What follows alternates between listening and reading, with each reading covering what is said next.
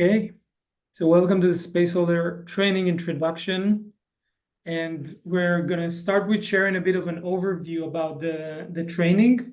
And then we're going to have time for you to check in and share a little bit about yourself. I'm going to also center the space. Nicole. So you pass it to me, you don't want to start. Great. So, yeah, I would like to start with the overview of the training, because the idea is to create a 1-year training for spaceholders. And yeah, the first module will start next week on Wednesday. So, and now I'm not prepared about the dates. I don't have my list here. You can look at the dates in the website. There is a... I have it right now. So the first module will mostly about the basic skills. So, and I'm still in there that we are all humans and we are not perfect. So spaceholding is not about being perfect at all. So, and it's one of the basic skills, or the basic thing you have to know about spaceholding. That it's not about being perfect or to have all the answers for your clients. So, but we will go into that after the check-in. So to maybe discover a bit more about what is spaceholding about. So this will be one question. And also the question, which skills do I need that I'm able to hold space for others or for myself? Welcome, Agatha. And hi. Welcome, Agatha. So we already started. Jump on the train right now. So, and the second model will be about meeting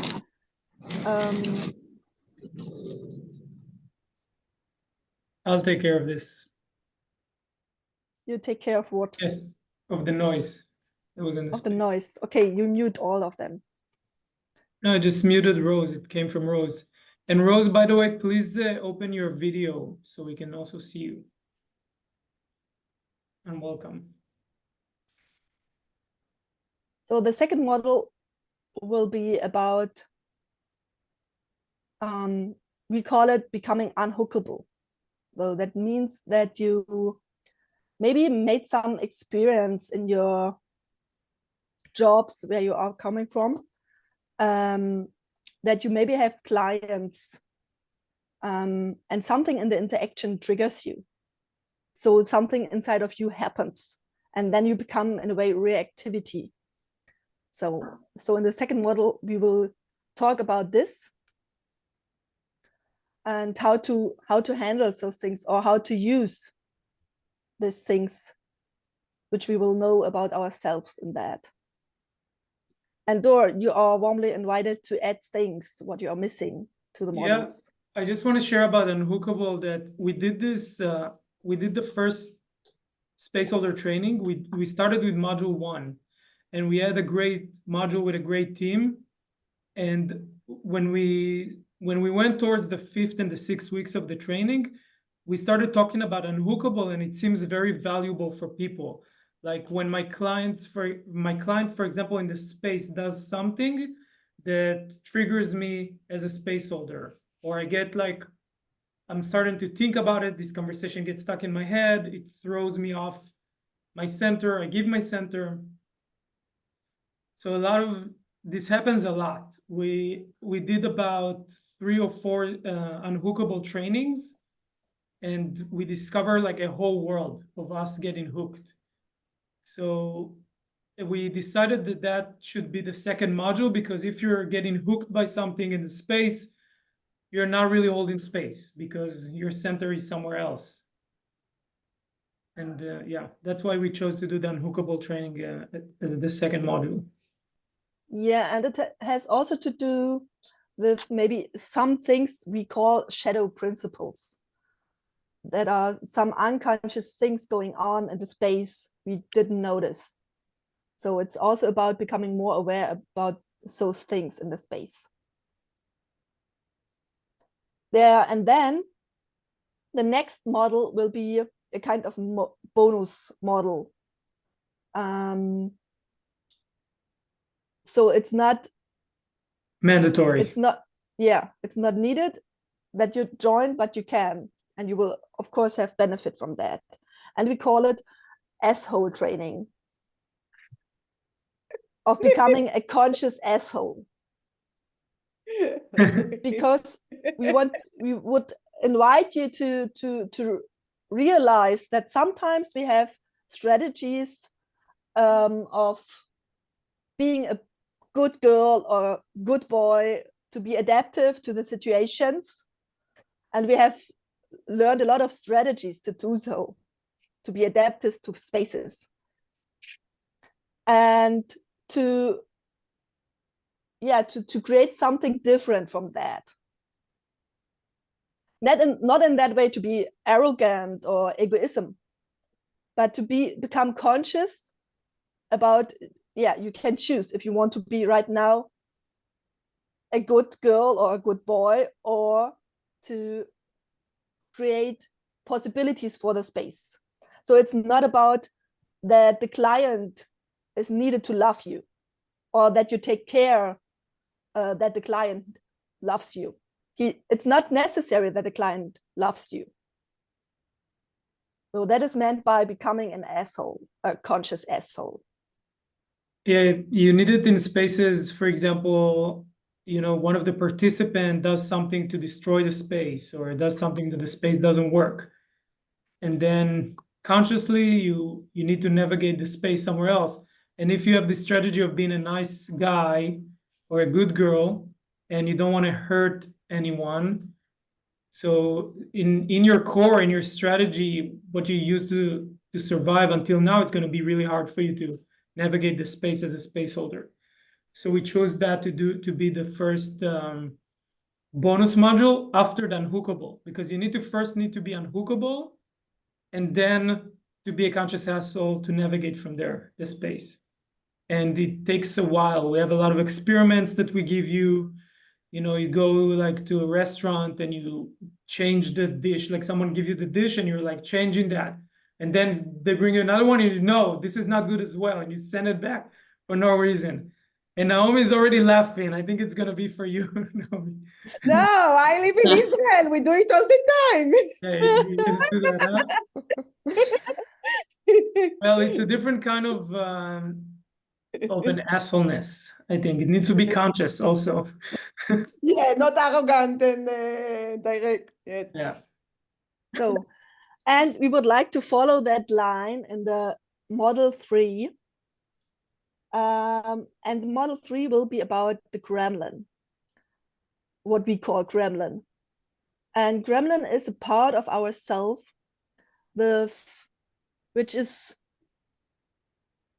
we can use it in different ways. It is a source of ourselves to become non-linear, to activate our creativity, to create possibilities. And we mostly learned to use that part as a survival strategy to protect ourselves from dangerous situations we survived in our childhood.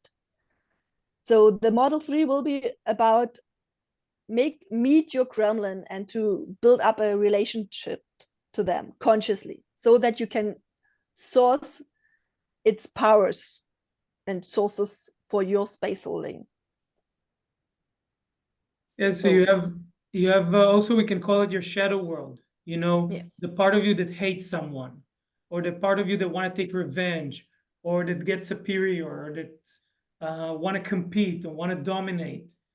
And you can utilize this part of you for your space holding. So, and a part of this module is also called a workout plan for your gremlin. So it's about learning how to even grow with that part of you. Maybe that part of you doesn't know how to go right now and speak to 10 people in a group of 10 people where one of these people don't like them. So, you know, when your gremlin get bigger, stronger, you know, you can use them for doing stuff that you're not used to do. It's a valuable sidekick. Yeah, and also start noticing when your gremlin wants to hook someone, so that you can choose something different. Because space holding is not about throwing hooks to other people.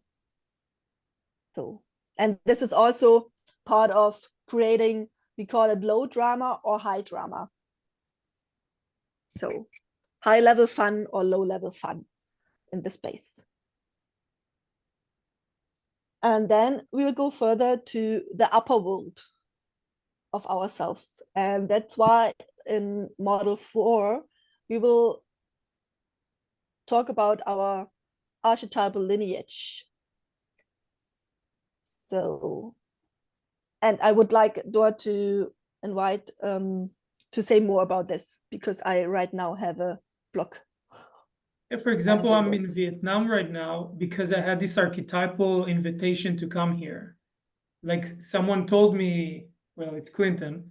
He told me, there's this place in Vietnam. I told him I'm going to Thailand. He told me there's this place in Vietnam. It's called Hoi An. And I think you should go there. There's something there for you. It was this archetypal invitation because there wasn't like any intellectual reason for me to go there. And it wasn't because it's fun or here or something. And, you know, and this invitation, where did it come from? Like, he didn't decide to do that. It wasn't in his calendar. It just came to him from somewhere to do that. And these archetypes are these forces beyond our understanding that we can also use as space holders to talk about things in the space that we don't know how to talk about, or to connect with people for different reason, or to source, you know, to source love, to source your bright principles into the space. And we're gonna really take 6 weeks to explore, and this model can be very unexpected. Like, I don't know where we're gonna go with it. Like, maybe we're all gonna meet somewhere and do that offline. You know, I don't know what's gonna happen there. Yeah, and right now I have another example, and I want to add that the archetypal lineage is mostly about your mission or your purpose, why you are coming to Earth. What do you want to bring to the world? Which value do you want to create here? So, and maybe you have made that experience that you, for example, watching a movie or a documentation or something like this, or talking to a person and she's telling you what she's doing in the world and what she's creating, and you have this experience, oh yes, this is what I really want to do. Or like Dorsch said, yes, this land I really want to discover, I want to go there. Or yes, I want to live as a nomadic. Something like this, where you really feel the flow, where your being want to go. Will someone give an example of this archetypal message, or what you're calling it, from your first-hand experience? Yeah, so you have a talisman, for example. Can you Yes, I do. Can you bring the talisman a bit above your heart for a second so we can also see it?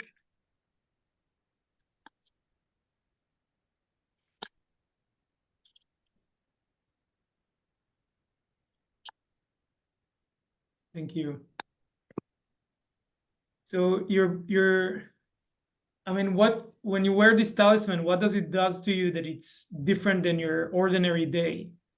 Like, before you put it, you just go on to your job or whatever, but when you put it, it does something else.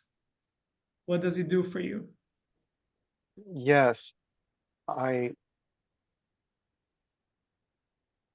want to participate, and also I know that I've asked a question, and I'm asking a question so that I can understand more clearly what this means to you. And so if you'd like to continue asking me questions, I'll answer them. But I want to redirect and say, both of you have given examples that are not from your firsthand experience. And I'm asking for that.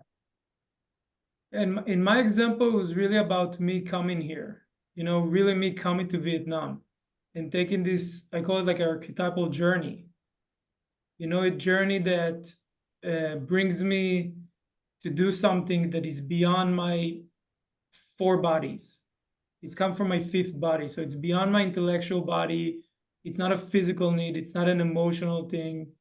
It's not an energetic thing. It's beyond. Yes, Dor. And this was Clinton. This example you gave was that this came from Clinton. And in this module you're speaking about that I'm very interested in, I believe that you'll be one of the people leading it. And so I'm asking for you to give me an example of how this shows up for you. And if you want to move on, we can. I just want to be clear about what it is I'm asking. Okay, thank you. Thank you.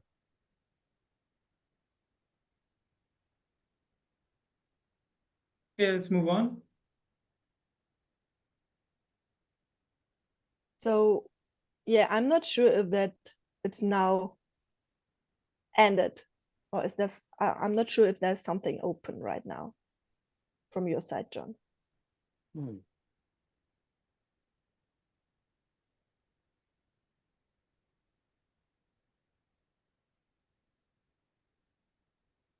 No, I feel sadness that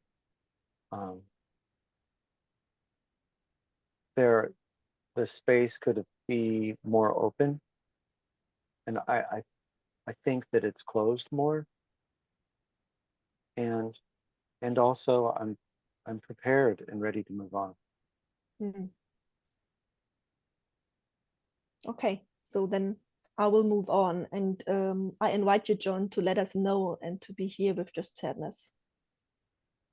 Thank you. I have a question about this archetypal. Yeah. Okay.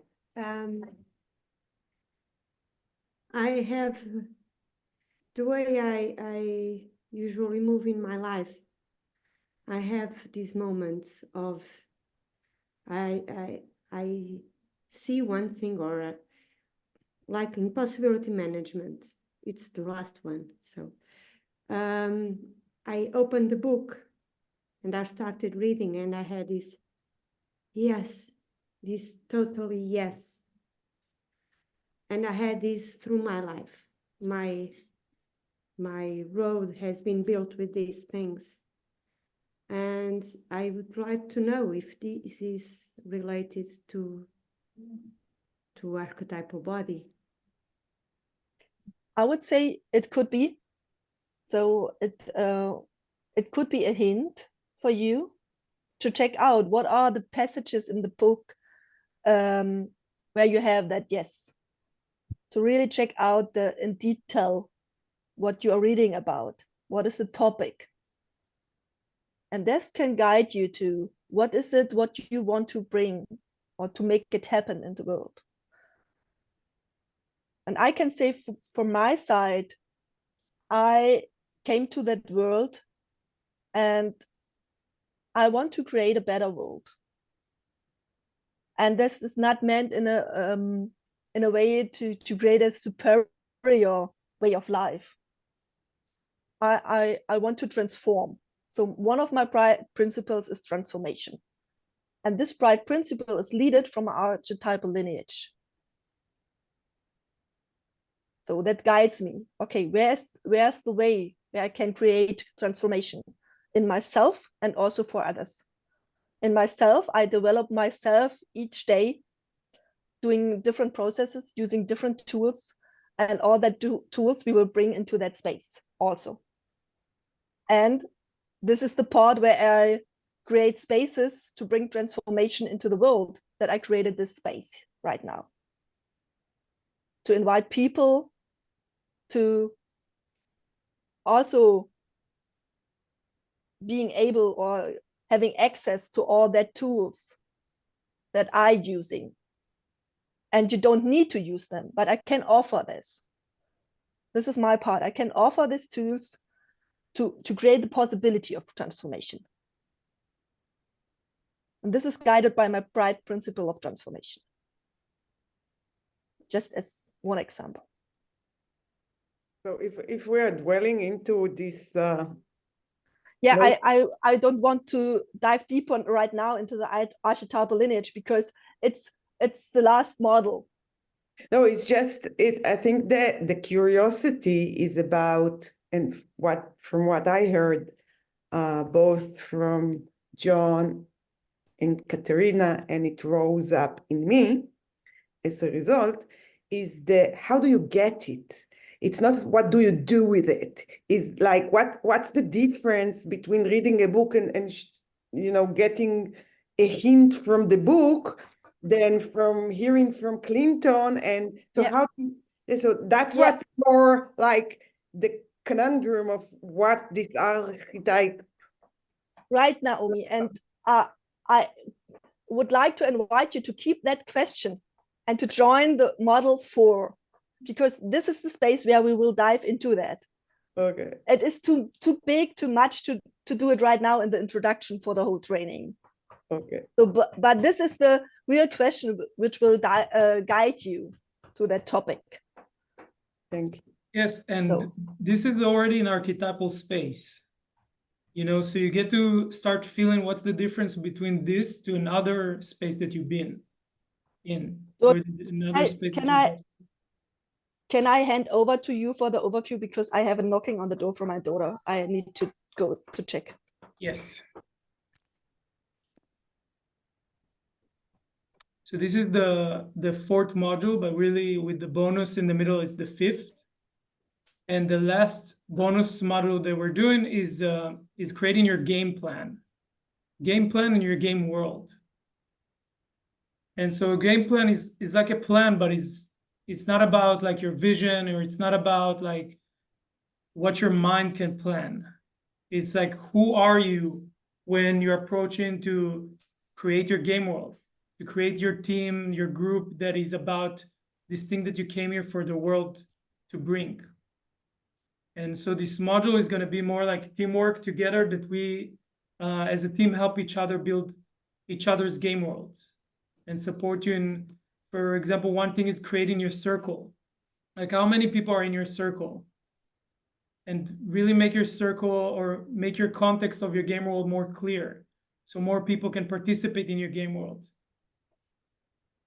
And having a game plan about that. And this is the last bonus module. And we want you to have, after this 1-year training, we really want you to have your own game world, and to have your, this thing that you came here to do in the world, which is, it's unique. It's unique for you. We want you to have like all the tools and all the clear context about it. And, after 1 year, together, we're going to probably be a close team. And we want you to really do something special for the world with all this empowerment. I mean,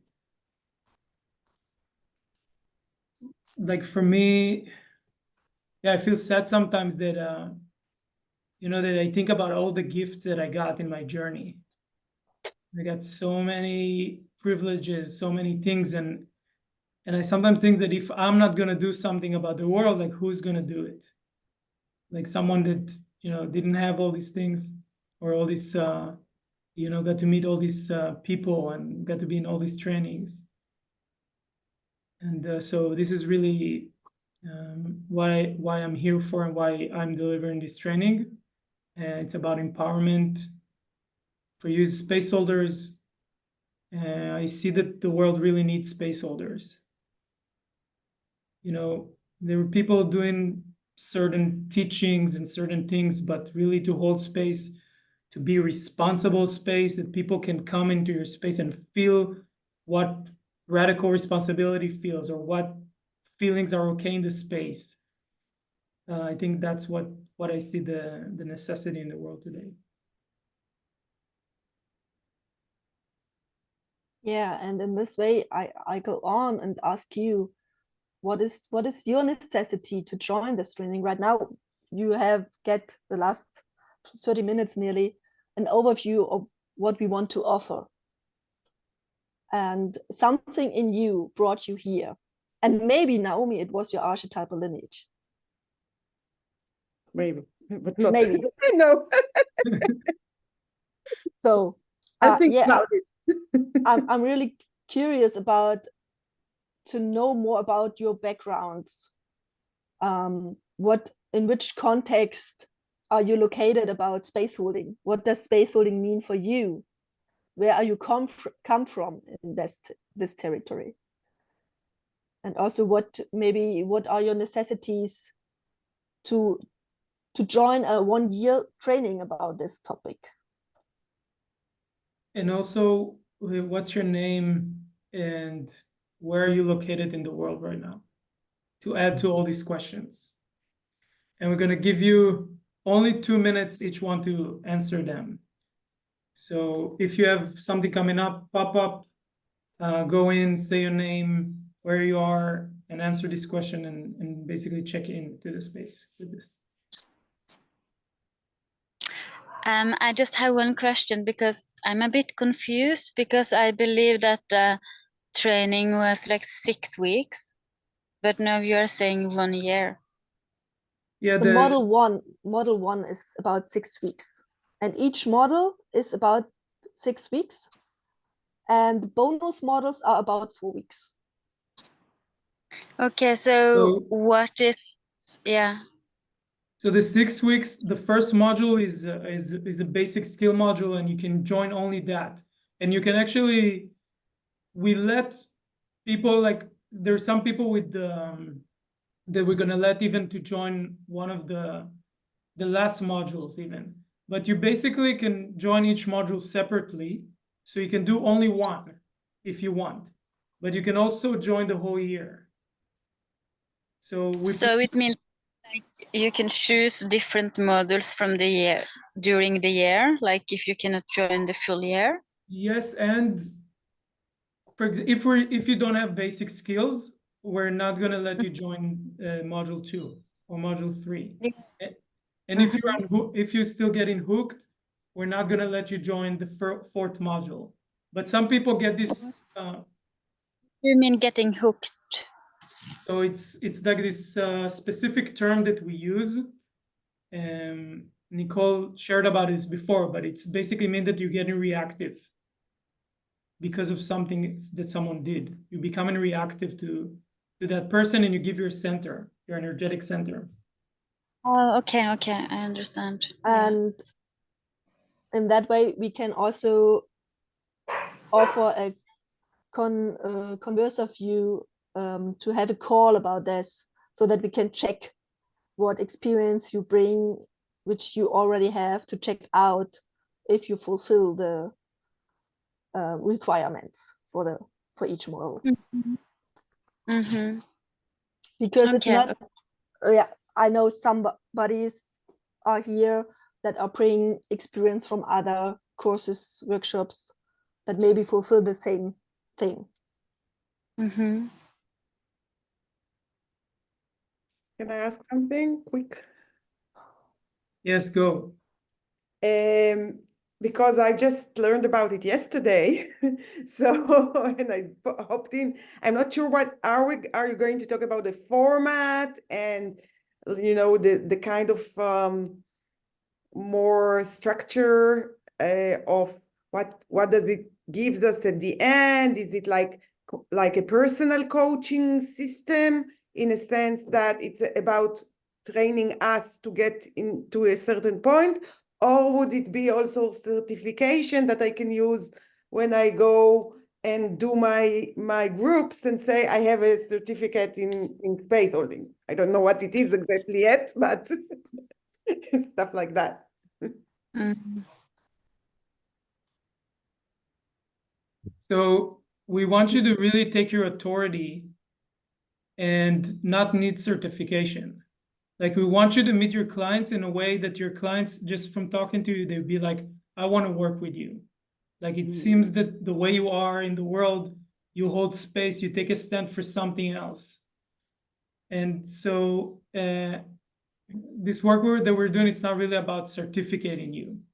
It's not something that you can, if you follow all the steps and you check all the tests, then you get a certificate because No, that's not what I meant. It's just like, for example, if I want to work with the army in Israel, they ask for the certificate, yeah, stuff so like that. you're not gonna get it because what we kind of aiming for you is to create a different culture. It's not for you to empower modern culture. It's not for you, for example, to get more clients so you get more money and you be rich. I mean, and you might get rich, but it's not like in the center of this. So modern culture is not in the center of what we're doing. This game world, this context that we're working in, it's called Connect, and it's empowered by possibility management. And specifically, this training comes from it's called spaceholder training, and it doesn't come from modern culture.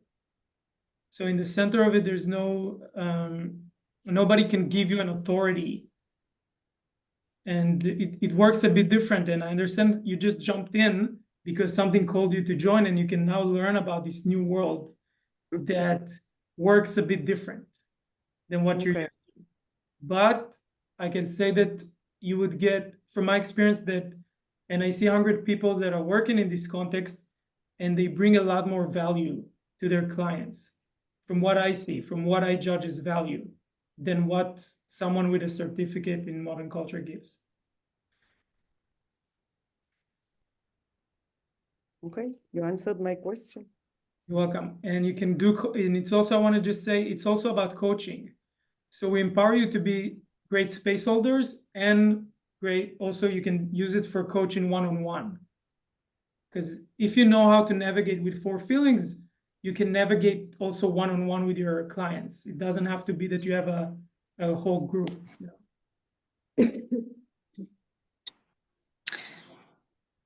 Yeah, and right now I'm still curious to hear from you. Where are you located? And yeah, Naomi already started with a question.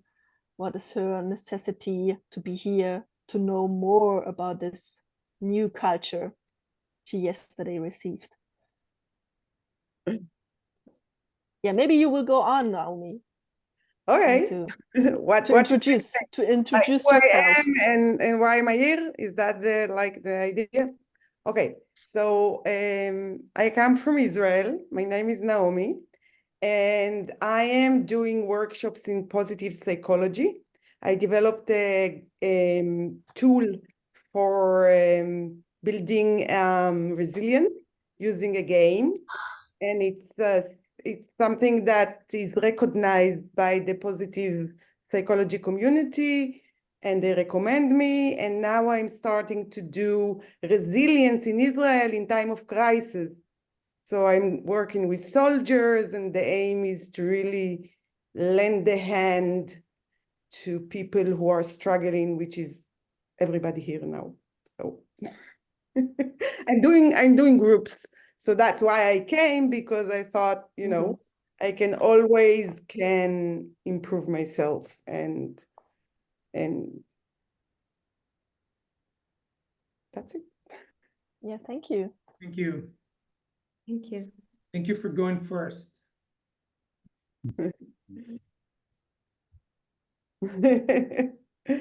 My name is John, and I'm in Dallas, Texas. I believe the question, or how I remember the question is, what is it that why am I called to this 6 weeks for space holding?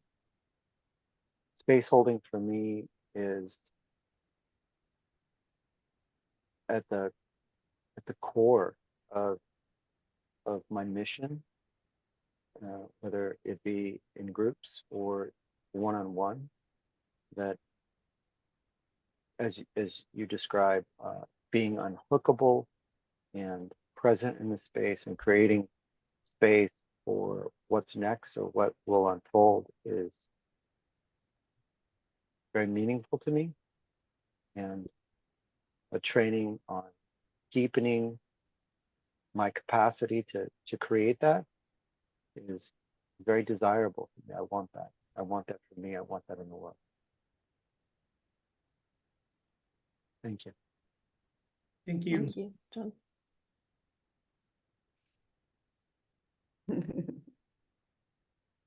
I can go next. My name is Agatha. I'm currently in Poland. I live in an intentional community. And on the team, we have some trainers from possibility management. So I did an expand the box training last year. And in the community, we are asking ourselves the question, how to be human in troubled times. And for that, we will hold space for people, young people, to stay in those questions, and the space holding is one of the most important things in the space there. So just hosting people coming, talking about polycrisis. And so me seeing like one of our team members that has a very strong space holding capacities, I just wanted to learn it for myself, to be able also to become better in holding space, to not giving center, and all the topics you mentioned already. So yes, this is my motivation to come, just to learn to be a good space holder, a conscious space holder. Thank you. Thank you. Agatha, can you say what was the question that you're going with? How can human... What does it mean to be human in times of polycrisis, we even say? Yes, so in the times of trouble. So times we are living now. Okay, thank you. And you don't have to mute yourself. Like if you don't have big background noises, you just leave your mic on. So it's one step easier to speak. I want you to speak in the space. Okay, I can go next. My name is Sergio. I'm in Southeast Spain. And yeah, my intention is to, I'm just coming back for a couple of years of traveling and learning a few things. And my intention is here to create some space holding for people, even in groups or individual, for like men's cycles, and also, yeah, it's a bit like what you say, like to empower people from the connection with their heart. So to open this communication and the connection with their heart, so then to offer the dons or the passions in the group. Like my plan is to organize like a festival for the summer. Yeah, like to gather these kind of things, and also to work in one-on-one individuals. Like I also do like this emotional unlock, or emotional removing blocks. I don't know how to say in English. So yeah, I need this both in groups, which I have some experience, but in very informal way. I never had a training in space holding or facilitating or something like that, but just in participating in gatherings and organizing things, and that just by practice. So yeah, I feel I need some structure, some kind of, yeah, something. Yeah, sometimes I feel I need, sometimes not. So, but I'm here. Thank you. Thank you. Thank you.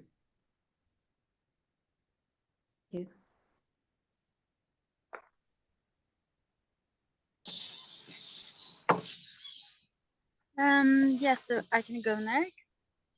Yeah, I'm here. I'm Rose, and I live in Koh Phangan in Thailand, and I also live in Oslo in Norway. So I'm here because I did a workshop with Dor when he was in Koh Phangan some weeks ago, and then I felt like a calling to do more of this work, to basically be a better space holder for myself, and also for other people, because I'm doing dance training, and I'm working now quite a lot actually to create like dance workshops that I want to teach. And we also work with like the archetypes in these workshops and like Kundalini dance. So yeah, so I feel like maybe this is something for me. Mm. Thank you, Thank you, Rose. Rose.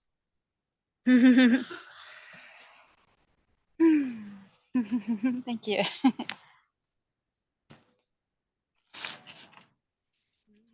Yeah, Well, go, Katerina. okay. I want to hold space for the people I contact with. I do not see it as a profession, like doing this, but I also I won't hold space for the people I get in touch with. That's the main thing. Whether it's one-to-one or several people, I also give some trainings, and that can be useful for that too. But my purpose is general, is in the world. It's like I hold space anyway, better or worse, for the people around me, people I contact with. And I want to do it in a different way, in a conscious way. Yeah, that is the main purpose. Thank you. Thank you, Katerina. Thank you.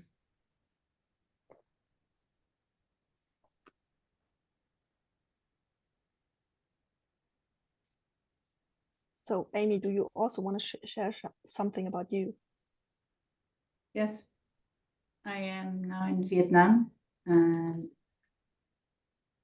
I came to the space holder training mainly because I was with Dor, and I feel sad I can't participate because of the timing.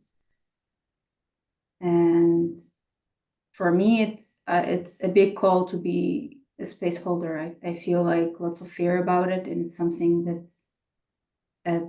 really transformed me when I first started to hold space, or when somebody holds space for me consciously. And yeah, I feel there are many other tools that I would like to learn. Thank you. Thank you. Thank you. And we have our deckhand on board today, Maria Russell, and you can check into if you want. Sure. So it's been a big journey for me with this evolving into space holding, coming from my childhood where I was like the listener of everybody's problems in a chaotic house, which created what is called enmeshment trauma in me. And it took many years of healing to come out of that.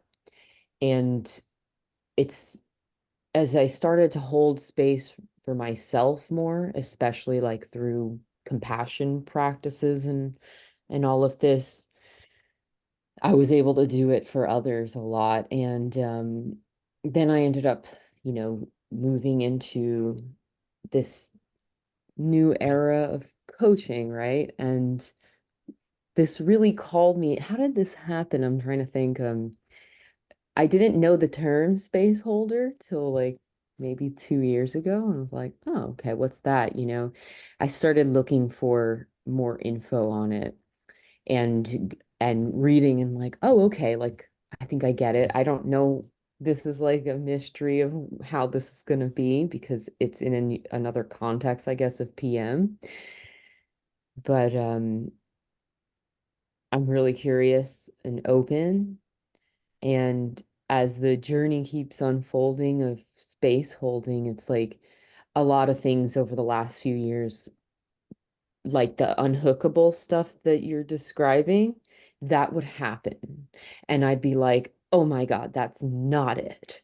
What am I doing that's not space holding? So that was like it actually really a difficult thing to go through each time.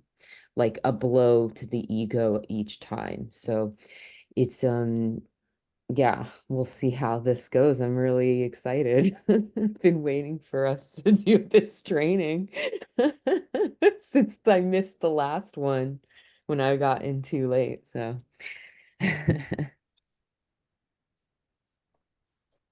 Thank you.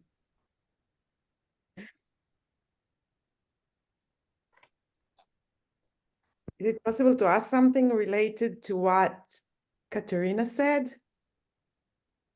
Who do you ask? You guys. I'm just because you were talking about anybody, right? It seems you have a question about what Katerina shared. So you can ask Katerina if she want to receive your question. Ah, okay. It's not about what she said. It raises the question that's So the question is not directly to her. no. Is your Okay. question about the training or about the space? Yes. Okay, so we'll all check in because Nicole and I didn't check in yet, so we'll check in and Ah, then you okay. ask your Okay. question, Okay. Great. Okay, my name is Dor. I'm a conscious space holder. I'm a conscious pirate with a capital P, which means conscious responsible pirate. So I connect people and teams around the world. I meet someone and I see and I scan them and I see if there is a path for us to be on a journey together, or if I can connect them with their team together. So in this way, I'm a connector, and I'm connector also with a team, with a game world that is about connecting different teams and different contexts around the world. I'm going with this question of what happens if we connect the whole world together? And I'm also a rager, and is this light warrior. So I'm here to take a stand for children to have some other possibilities than modern culture education system. And I'm here to take a stand for men to be vulnerable together with each other and create this lost brotherhood that we didn't have for a long time. And I'm here for collaboration between men and women to live in another culture which has enough dignity to hold life for these people, to live in a world that is worth what it really means to be human to live in. Thank you. Thank you. Thank you, Dor.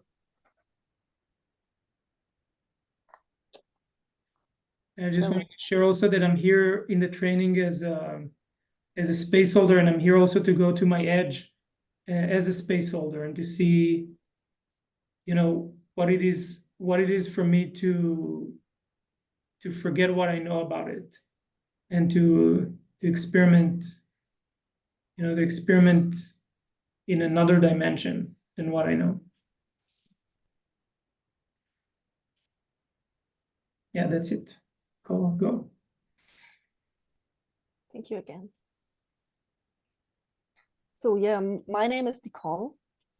I'm calling right now from Switzerland. I'm living also in a community here until 5 years now. And yeah, my profession, how to say, is, I would say I'm a scientist of inner navigation. I have a calling to be a space holder for emotional healing processes. And I can say later more about that. And for me, I experienced how it changed my life to become conscious about my feelings and also my emotions. And that shifted a lot in my life. And I have this thing why I'm going forward is that I want to evolve. I want to evolve myself. I want to evolve the world and all people around me. So in that way, what we are talking before, my archetypal lineage is called evolutionary. So I want to evolve things. And that's why I'm really good in exploring and discovering things, and mostly about how to inner navigate myself. And also to use that, what I learned about myself, to bring it in the space for others. And that's why I'm here. It's the first time that I'm offering such kind of trainings. I never did that before. So it's completely an edge of myself, what I will now discover. So I'm on that journey in the same way like you all. I will discover new things. I'm on your team in that way. So it's not that I'm knowing all answers. I'm just sharing from the point of view where I am, where my X on the map is right now. This is what I can bring to that space. And I assume that I will notice a lot of things that I didn't know until now, that I didn't know that. So, and I'm really curious and excited to be on that journey together with you all. Yeah. Thank you. Thank you. Thank you. Thank you.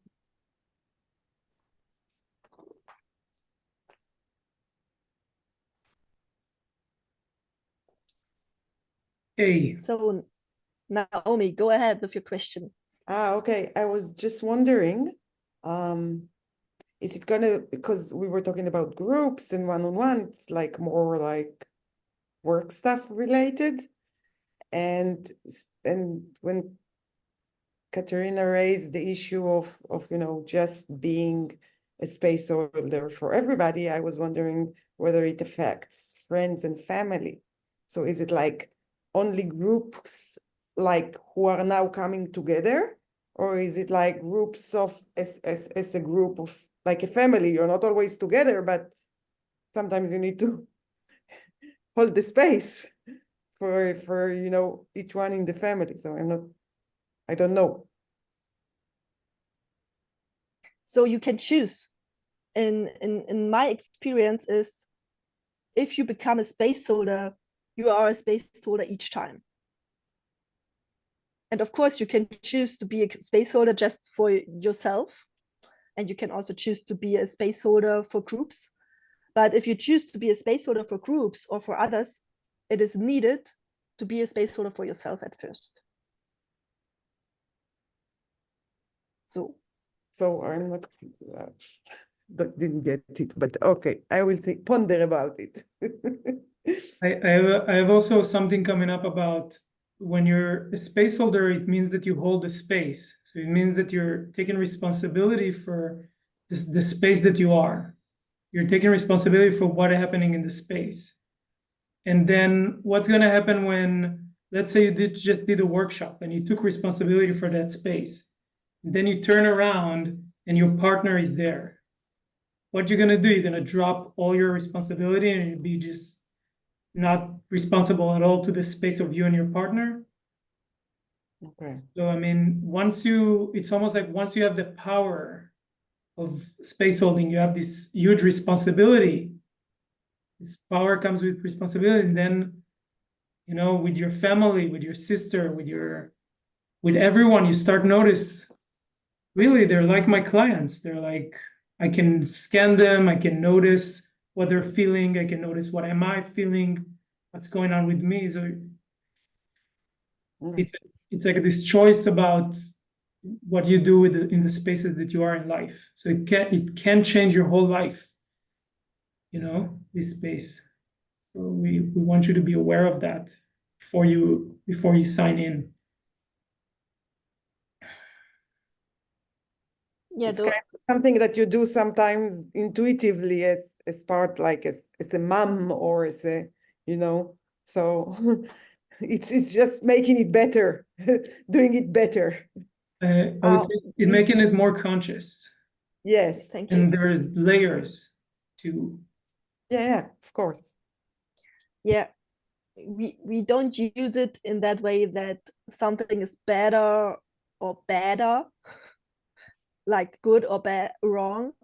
It's really more about becoming more aware so that you can do things consciously. Because when you are conscious about what you are creating, you can choose. You have the possibility to choose.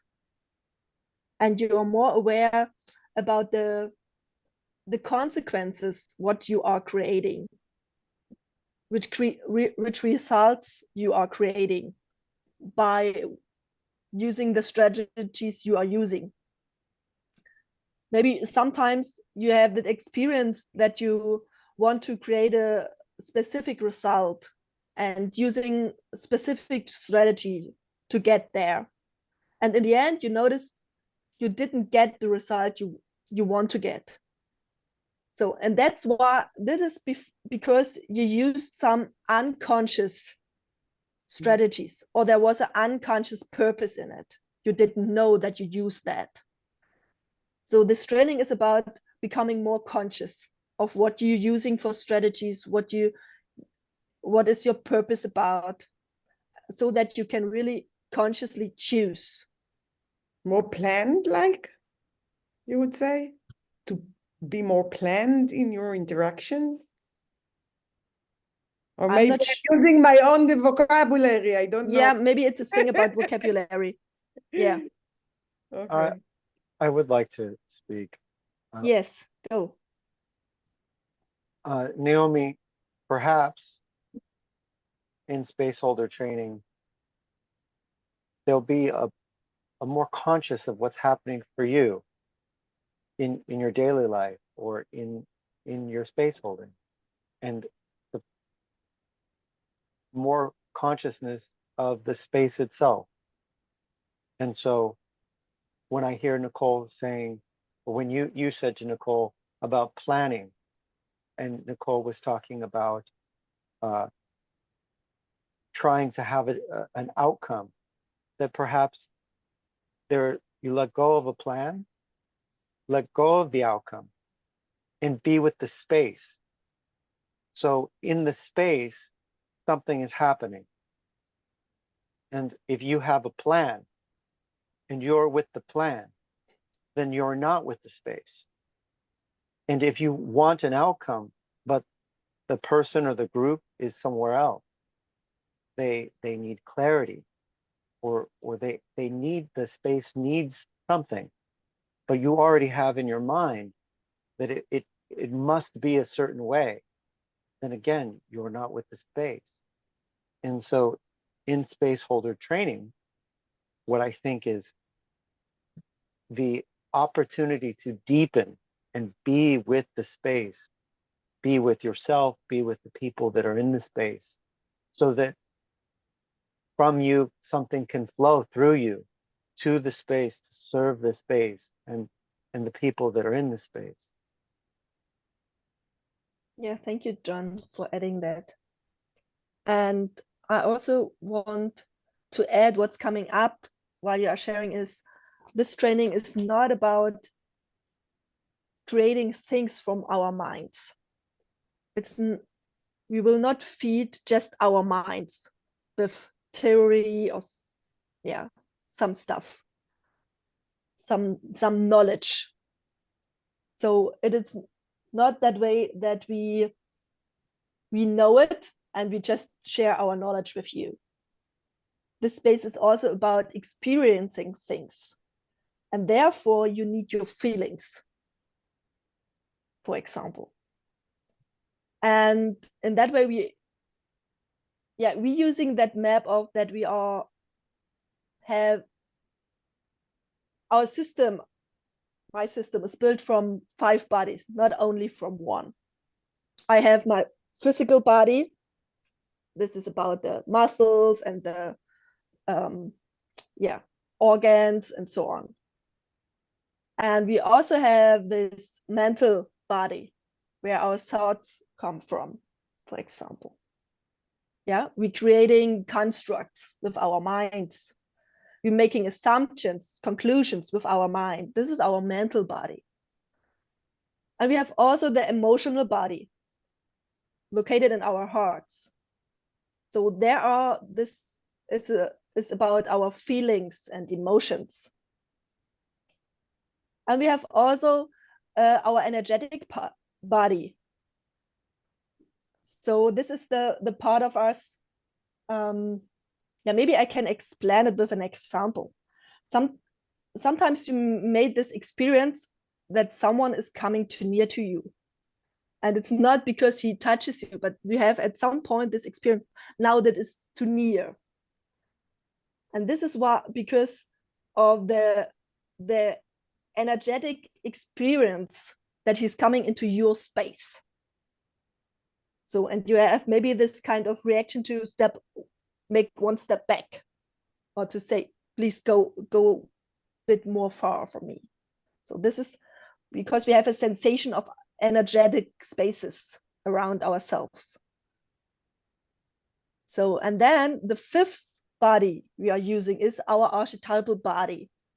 And this body came up when all the other four bodies are in balance. So that's why we will create this first model, like we said, to bring some basic skills so that you are able to balance all that four bodies. And then you are becoming able to have access to your archetypal lineage and your archetypal body. So I'm not sure if you have more clarity about what you ask, if that answered your question. Whose question? You're talking about me? Yes, Naomi. Yeah, I think I got it. It was all about your question. What John shared, what I shared was all about your question. Yeah, I got it. It's like I got the picture. Okay. Oh. Okay, I propose we go to center ourselves and center the space. So it's centering is this basic practice for you. So you can be in this position that feeling come to you. You can be in connection with your feelings. You be in connection with other people as an adult. And possibilities can start coming to your sphere. And we practice that to be like that all the time as adults. And also especially when you're space holding, to be centered. So please get up of the chair so we can do that while standing. And please find your physical center, which is 3 fingers underneath your belly button, between those 2 points. So in the middle of your stomach, that's your physical center. And use your attention to scan around you and search for your energetic center. Your energetic center might be with somewhere in the past, some conversation that got stuck in your head from earlier today, from last week. And you use your intention to grab your energetic center from the past and bring that in front of your face into this energetic ball the size of an orange. That's your energetic center. Use your attention again to scan into the present and see where is your attention, your information goes to. And use your intention again to grab your energy from the present and bring that in front of your face to this energetic ball of light. And try to keep your body centered and really in the center. Like if you're moving a lot, it means that your energetic center is going somewhere. And try to keep your body centered for this. Keep some of your attention on your physical center. Now scan again into the future and try to find your energetic center. Maybe your attention goes to the future, maybe something that you need to do later. And use your intention to grab your energy from the future and bring that in front of your face to this energetic ball of light, the size of an orange. Use your intention one more time to grab your energetic center from in front of your face and bring it down, all the way down. Put it on your physical center.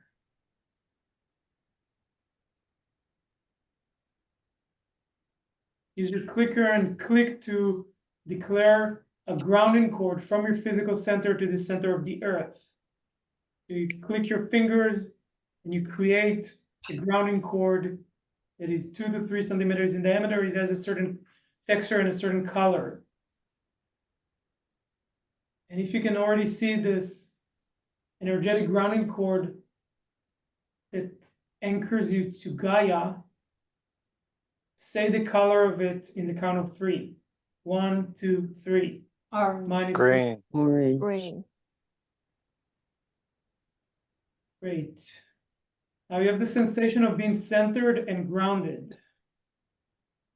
Use the clicker again and declare a bubble around you. This is an energetic bubble. It's about 20 centimeters around you, and it holds only your energy, information, and emotions. So no one else energy, information, and emotion can come into your bubble. Use your clicker to do that.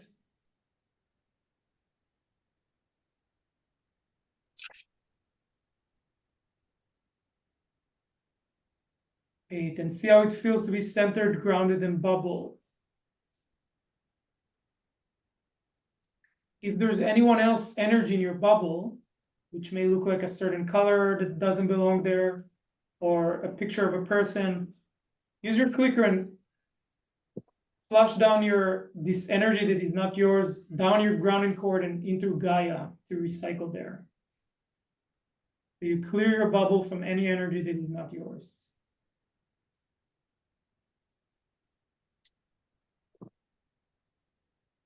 And I'm gonna declare also, and you can do it with me, declare a golden cube of workspace that's gonna create the energetic space for this work to happen. It's gonna go around the world, around all this group, and it's gonna hold space for us energetically. The golden cube. And I'm gonna also ground it with a grounding cord of its own. And I invite into this space, and you can invite your bright principles as well into the workspace that we created. Love, connection, Clarity. Clarity. Dedication. Empowerment. encouragement, Inspiration. Empowerment. empowering, Authenticity. Transformation. Passion. determination. Integrity. Love. Healing. Listening. Connection. Love.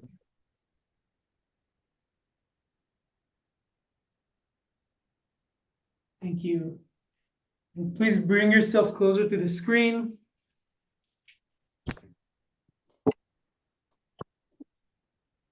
And just stay in silent for a minute and create a being-to-being connection between you to someone in the space. So just look at someone in the eyes and create a being-to-being connection from your being to their being. And yeah, bring your eyes a bit closer, even so we can see you. Look for 15 seconds with one person.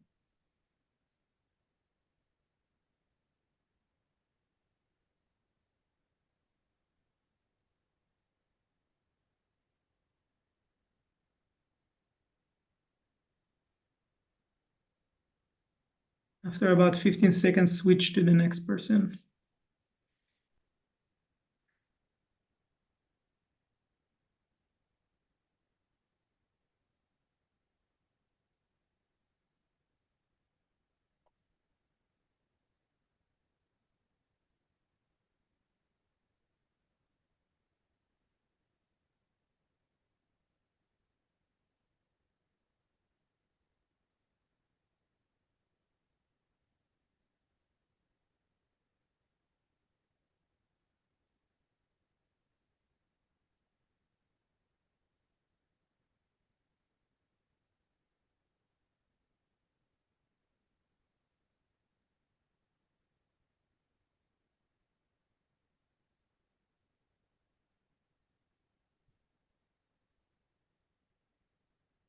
Thank you. Space is about you bringing your feeling. What are you feeling into the space. And it's about experimenting and going beyond what you thought you're going to say or what you thought is going to be possible here in the space. Maybe there's a new you that just grew up in the moment where we you know, you went on Zoom, or now, just in this second. Maybe there's a new you, and you want to bring that forward so you can stay with this aliveness. You can make that what's here right now in the space. It's this kind of space that you can go to your edge with, and you can take risk and be radical responsible for the risk that you're taking also.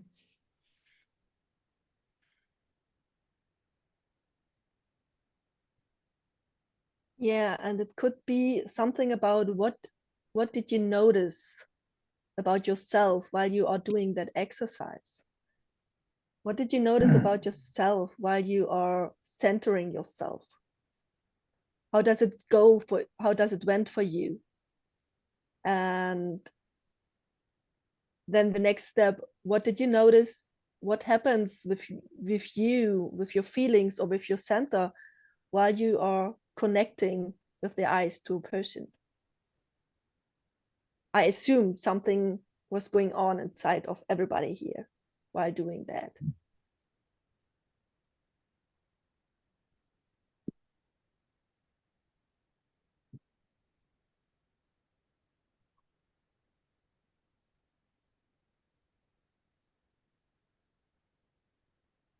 So it's a question right now for you in the space.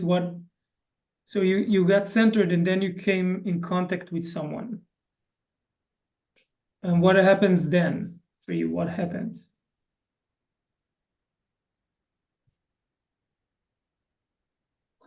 Yeah, and I go first.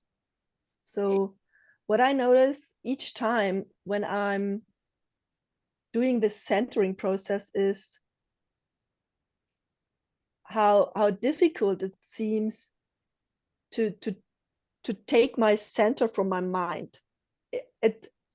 My energetic is in that way dynamic and really fast, and each time it jumps back to my mind and to my thoughts and start analyzing what is going on right now and observing things. So it seems really difficult to me to catch it and to stabilize it at the same point where my physical center is, the point of gravity. I cannot say that word in English. Gravity. It's not working with my tongue. So, and How you say it in German? Gravität, Anziehungskraft. So, yeah, anyway. So the second, what I notice is when I'm starting to create, when I have the experience of now I'm stabilized enough and I'm start creating contact to someone and to look into the eyes, immediately my fear raises. My fear raises of, oh, what will I see? What will I face? And what will the other person think about me?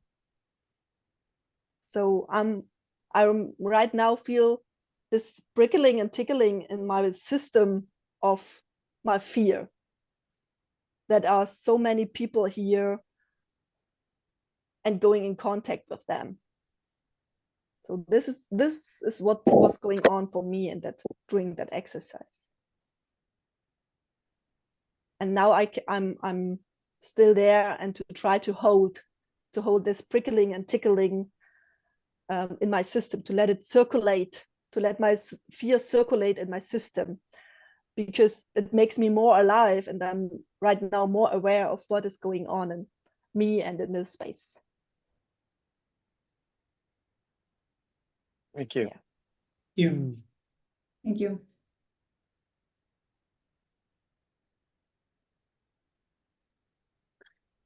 Yeah, Maria, go on. I was gonna say I'll go. But I feel fear saying this, but I know it's very it's just normal. As soon as I go into the process of gazing at everyone, the mind starts judging, and then there's this other part that's like, oh my God, that's terrible. And I'm like, just let it go and just like get out of the thoughts. And it feels bad, you know, but I know everybody does that. I didn't really want to say that, but accept my honesty, I guess. Thank you. Thank you. Thank you. Thank you for being honest.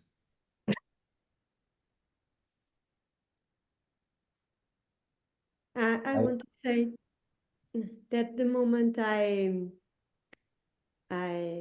stop the centering process, immediately the thoughts come back. It's like, and I'm focused on centering myself first, and I'm like,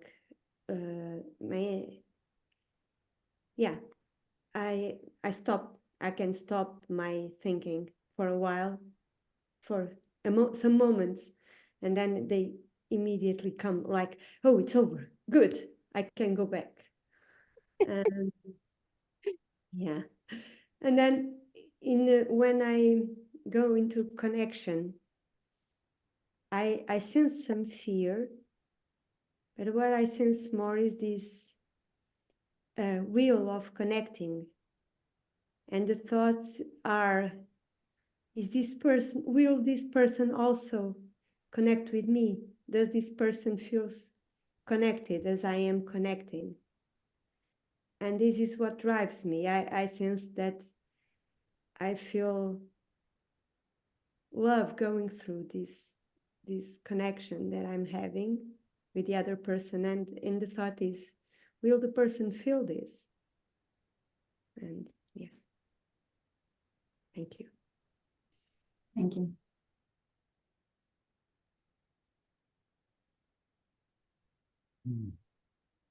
One else who want to share something about that exercise? I was feeling also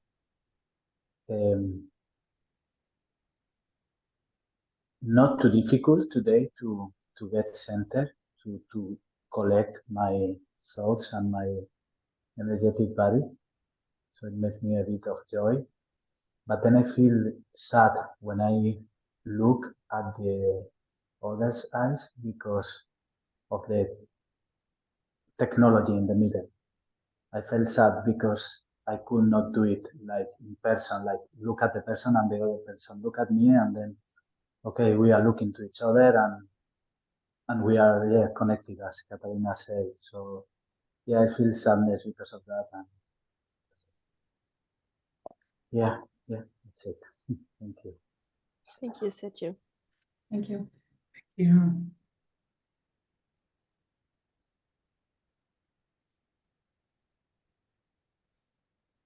I feel like So when I look at the people, they're suddenly quiet, and I can finally really look at someone.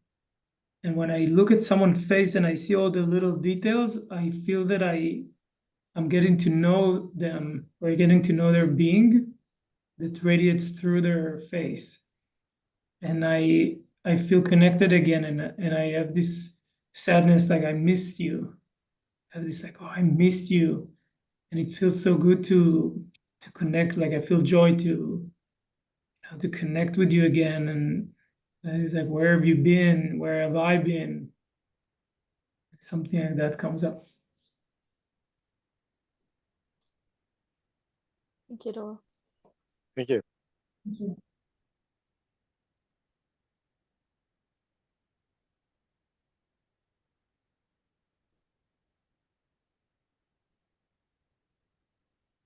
So if no one will share anything, I will go ahead with a question that's coming up to me, because I'm wondering why did Dora offer this exercise right now?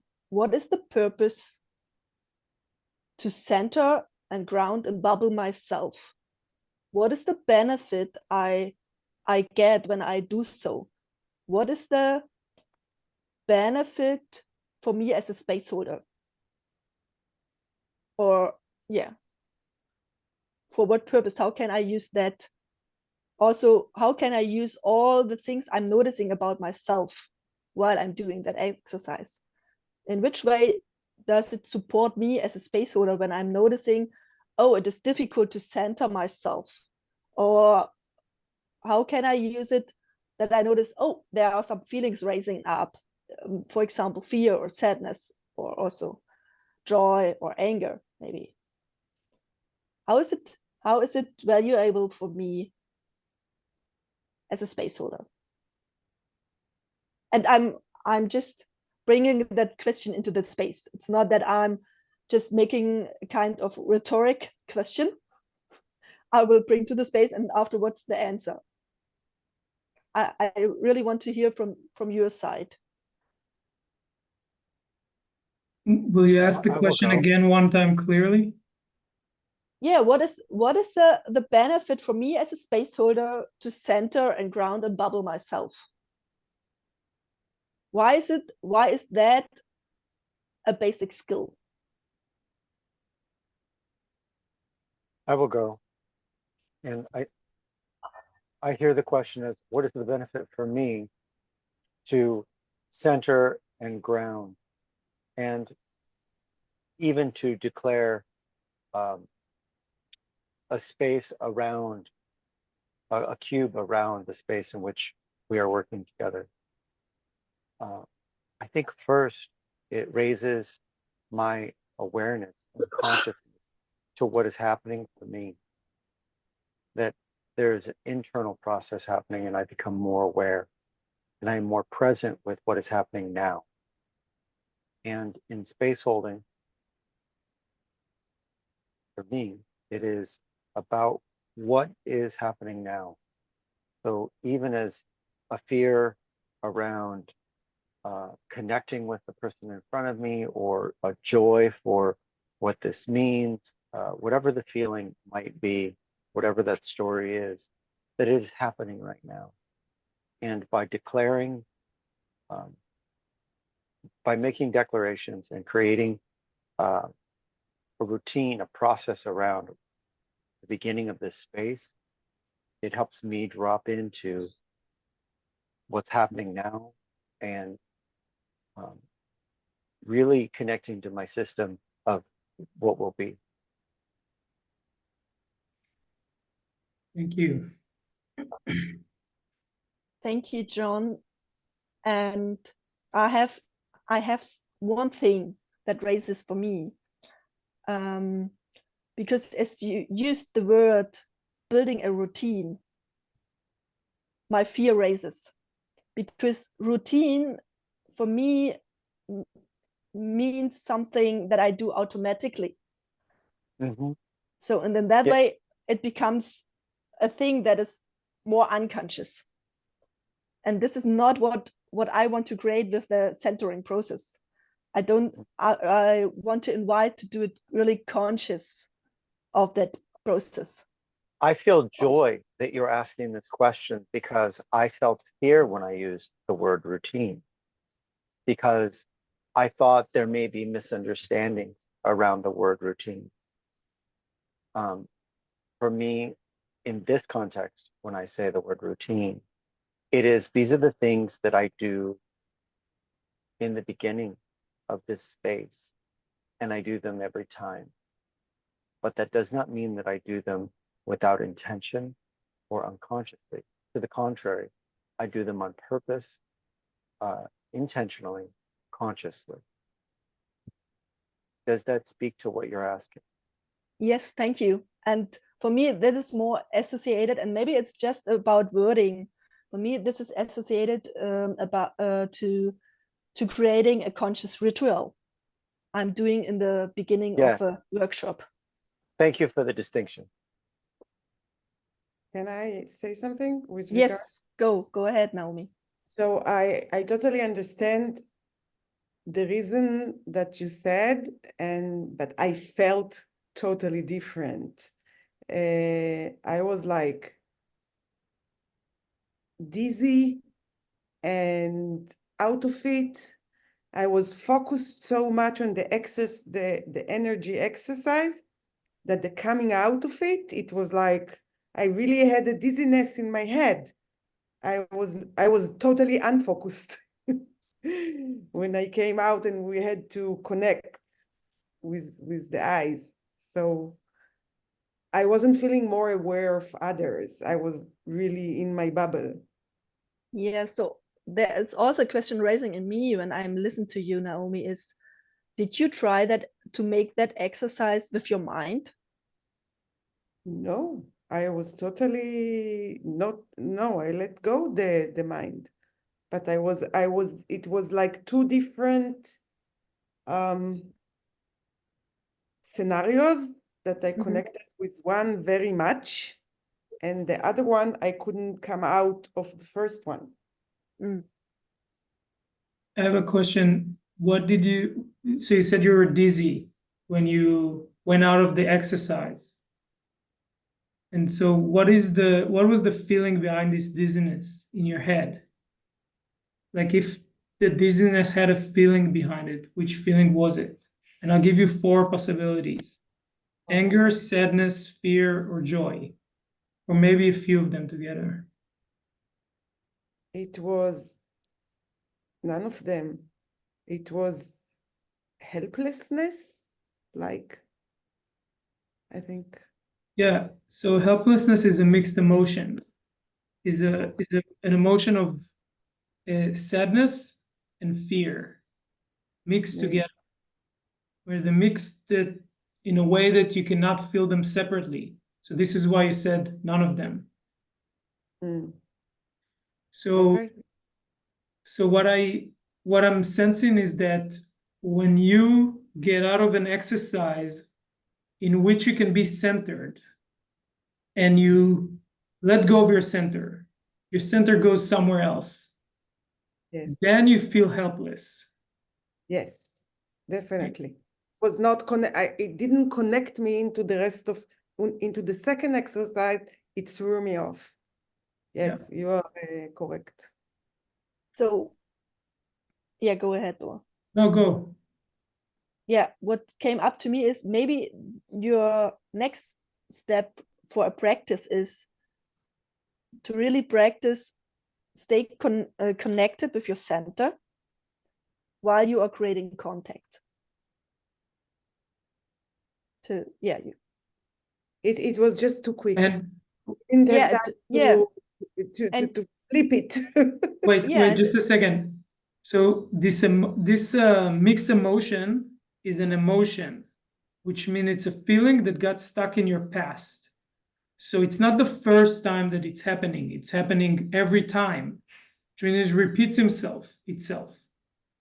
Which means it got stuck. It's a feeling that got stuck in your past, and the sadness and the fear got mixed. So for this in this work that we're doing here, we have a process that's called the emotional healing process.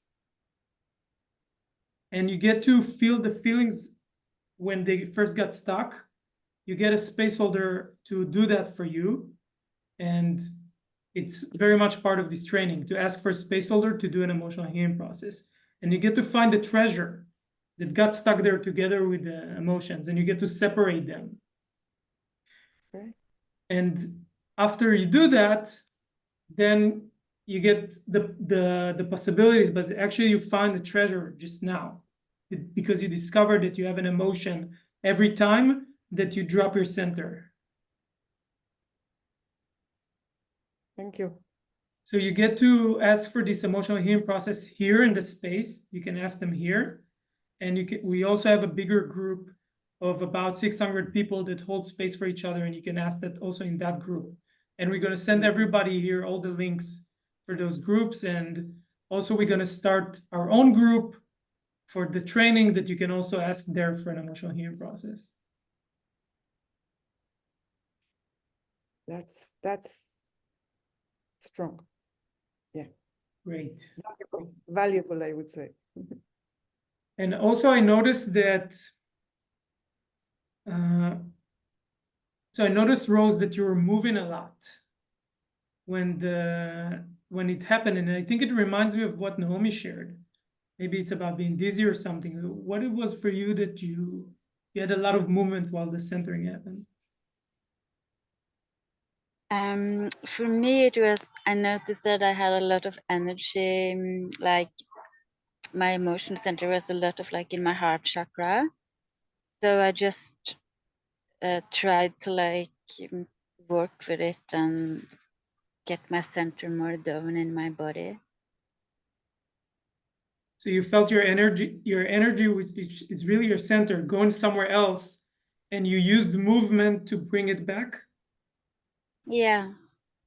Mm. Okay, I don't know. It sounds like a feeling practitioner domain here. What? I'm asking the feeling practitioners in this space if they have anything coming up about that. Okay, so maybe it's also an emotional healing process. Like you're trying to center yourself and there's so much energy coming. Yeah, and maybe you can say something more about this, because you said something about that there was some emotional energy, if I get it right, that was coming to your heart. So can you say more about that? What kind of energy can you, and what kind of emotions? What did you sense, and what did you do with them so that you can center again? I did several things. I like did some qigong exercise, and then I well, I tried to feel into. I felt into a bit what it was. Like I just came from like a very heartfelt meeting before I came into this meeting. So I think it like, and I have like some sadness in my heart. I'm like working with on a general basis, you can say. But I think, yeah, it was like this to, about connection, that my center was a lot, in my heart because of all of this. So do you mean you stayed with your sadness while you are centered, or do you mean you try to release, to reveal your sadness, or make the sadness away so that you can center? I don't have clarity about that, what you are doing. I just tried to get some of the energy that was there further down in my body. So like you can see my center in myself, or my awareness is not in my heart, even if it's okay, it's like some sadness there or some longing for something. Yeah, so I propose you, It's energy more. I propose you just about like, check with a space holder about the emotions that come in with this. When your energy gets too big, or when there's sadness around your heart, it's like an emotion. So it's like the same invitation to do, like with Naomi, it's like to do an emotional healing process. When I'm getting centered, there is this emotion coming up, and it's again, there is a treasure there for you. And I want to just have a meta conversation about why are we just staying with this, because you're all gonna hold workshops and you're gonna hold spaces, and if the participants in your spaces are not centered, there might be something else going on for them. So they might not in their head, and they might, I don't know, doing the yoga asanas or the sharing in the men's circle, but their center is somewhere else. And then like, who are you really talking to? So we're doing the centering process in the beginning, but we also check in with the participants, like what's going on? You're moving like this, or there's something going on. We want to check with them, and it gives us a lot of clues about where the participants are. And about what Nicole shared about the routine. In some practices like yoga, it's almost like there's centering, but it's the way that it's speaks is like a routine. It's like numbing, like a numbing kind of voice. So it's not in a way that encourage people to be in their center. So this is another hint of what we're working with. We want people to be centered and awake in our spaces with beings connected. I want to ask for more clarity, or even bring more clarity to the space. With Rose, when we were doing the exercise, was something else happening that was in the way of you centering? You talk about emotion in your heart and energy. And right now, in this space holder training, is it that there are things happening that are from outside of what's happening now, coming into this moment, into the moment of centering, being asked to center?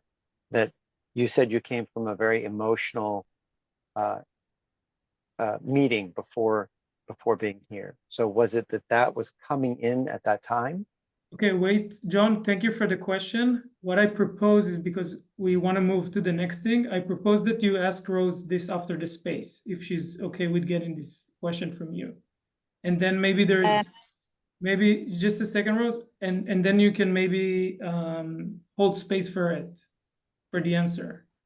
You all get to connect after the space, but I just want to move to the next thing because we don't have a lot of time. And you get to connect about this later. I'm open. Okay, thank you. See that my battery is soon going to go. So then, yeah, unfortunately, I'm gonna disappear from the space. But if it's any groups or anything, you can add me into that afterwards. Okay. Thank you for letting us know, and yeah, we will add you to the group and we will share the recording there so that you can watch the last minutes maybe that you will miss. Okay, great. So because we have now 20 more minutes for that space today. Bless you, Naomi. Thank you. Okay, we're gonna go into breakout rooms, which is rooms that we're gonna open here, and we're gonna work in groups of 3. And the groups of 3 is made out of a client, a space holder, and a coach. And me, Moria, and Nicole are gonna be coaches for these groups. And what is gonna happen is that what you're doing right now is you're going over everything we did. You become in center, you go into contact, and then you're sharing as a space holder for what you feel. And you use the distinction that we said in the space, you're using the 4 feelings. Using sharing, I'm angry about, what I fear about, what I'm sad about, what I'm happy about. But you share it as a space holder with your client. And we want to see what comes up for you when that happens, when you share that with your client. So, and you're going over the whole thing, getting centered, getting in contact, and then sharing from your feelings. You have 3 minutes, person A, person B, and then we're going to give you coaching as you do it, and we're going to come back to the main room. Nicole, that does work? Does that work? Yeah, and it seems we lost Sergio. Oh, Sergio is here, John. We lost No, John. No, John. Sorry. John, yeah. Okay, I'm going to start the breakout rooms. Anyone with any questions? Yeah, I got that. Coaching in the first few minutes, you tell us what to do? Through the whole thing, we're going to give you coaching.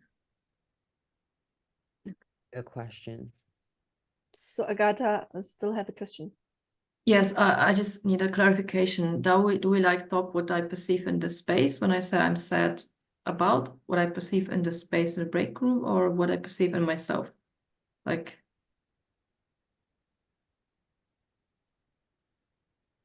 Can you ask again? yes, I'm not sure if I'm supposed to say like I'm sad about what is happening in the space when we are break rooms, or within me, or within the space, what I perceive in the space. Yeah, I mean, you're part of the space, so you can share what's going on with you while you're connecting with this person in the space, while you're holding space for that time. And it's also can be about you, but it also can be about the space or about the other person.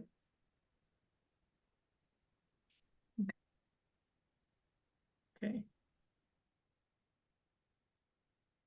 Question. Yes. Do you let John in, or should I? He's Yeah, I asking. let him in. Yes, Moria.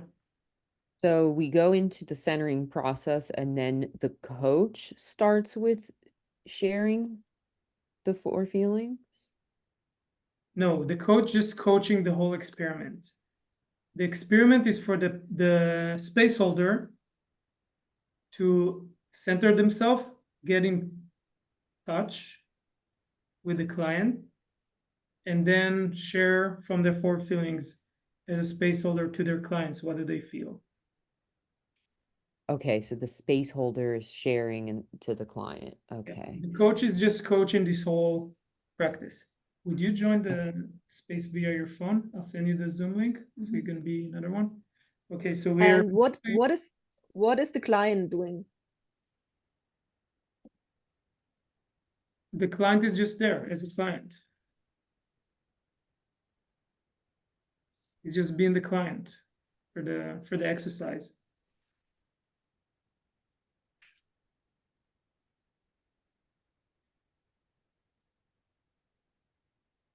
He doesn't need to do anything. Doesn't need to.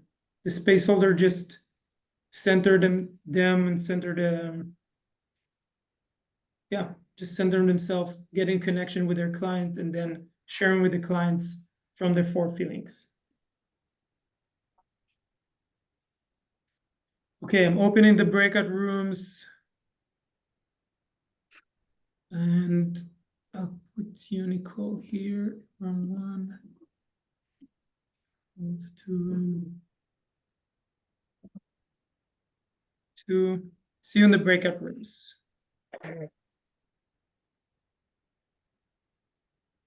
Will you join your phone? I'll send you the link.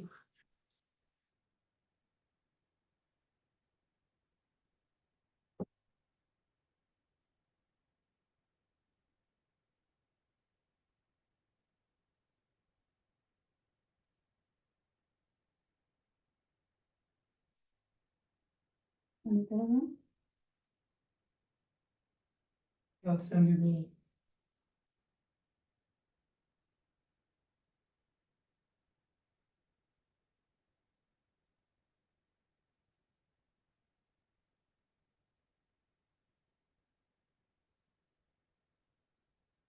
Go.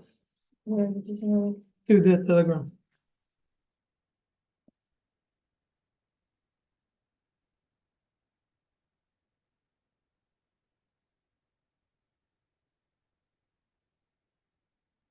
Can you join? So I put you in one of the rooms. Oh, there we go.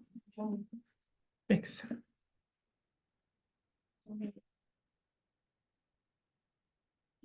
Click on, yeah.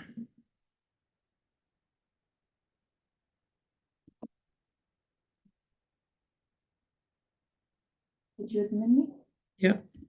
There you are. I'm going to send you.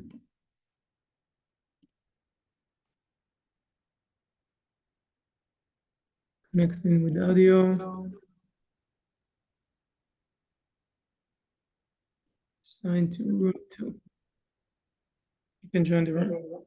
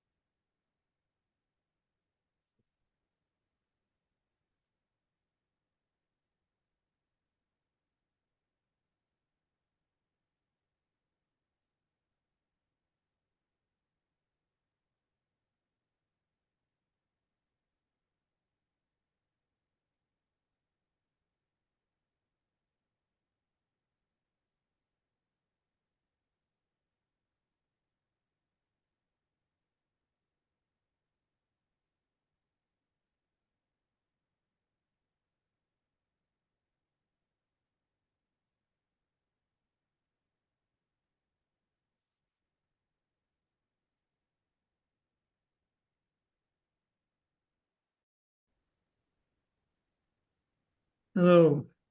Hi. Or Have you started already? no, we were waiting for the third person. Okay. So choose partner A and partner B.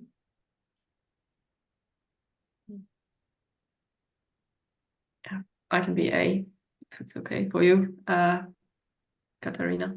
Yeah.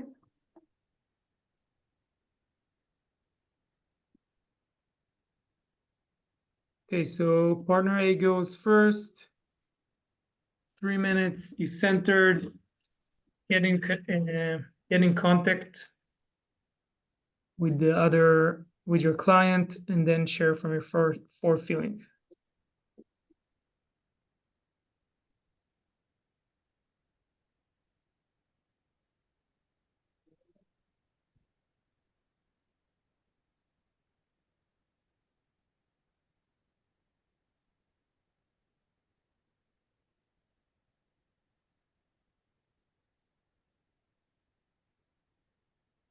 Okay, Agata, will you go?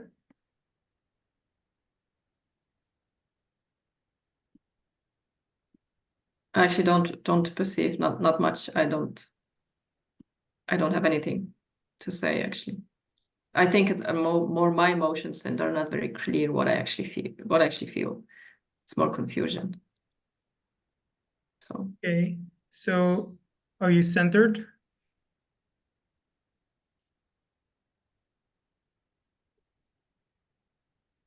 Yeah, it seems like you're not so centered. So maybe start finding your center and bringing your energetic center on your physical center. And then you can declare the color of your grounding cord to the space. Mine is green. mine's red. Okay, click your bubble, energetic bubble.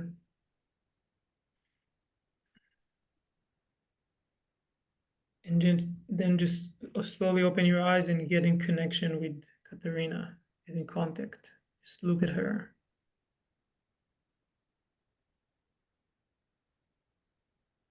Your center.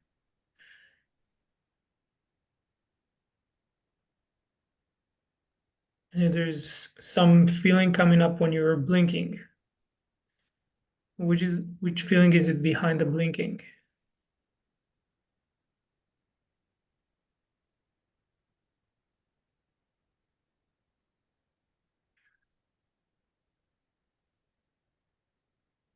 Anger, sadness, fear, or joy?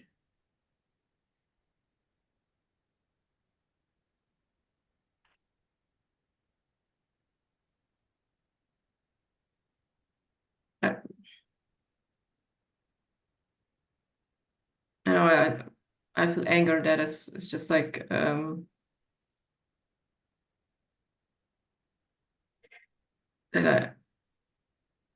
that I don't understand what I'm supposed to do. So I feel anger. And You feel angry that you don't know what you're supposed to do. yes.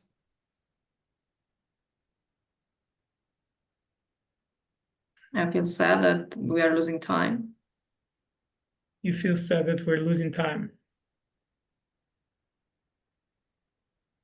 So the exercise is to get in connection with Katerina. She's your client now, and to share with her what you feel as a space holder. And it can be the same thing that you shared, but it didn't feel like you're sharing them with Katarina. It felt that you just shared with me or something.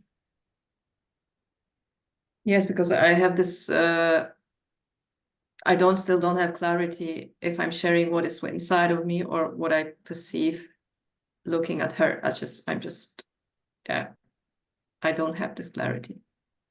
Okay, so what if you use your clicker and also declare a golden bubble or golden cube that is just around you and Katarina? And everything that is happening in that golden cube in your workspace is you own it.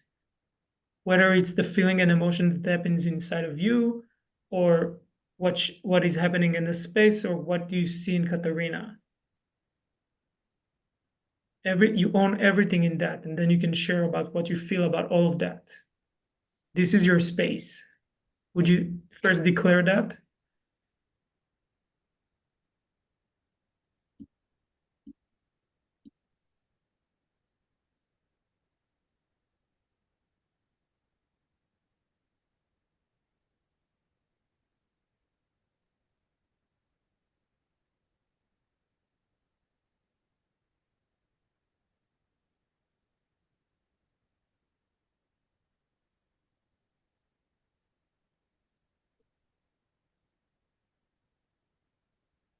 Yeah, I think I feel like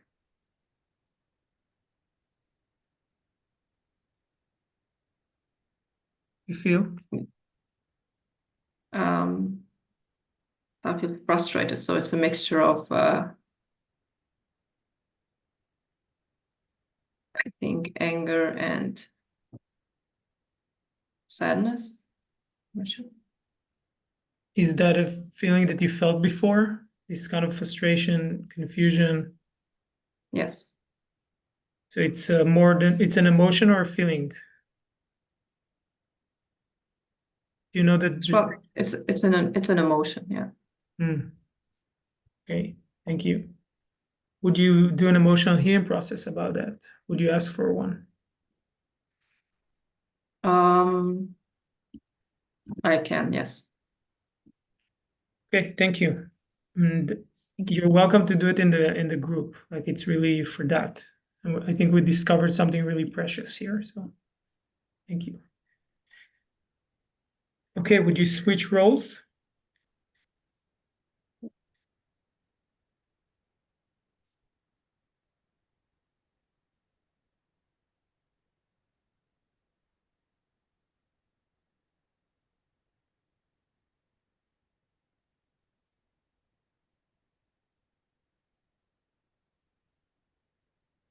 I feel fear of being here with you. I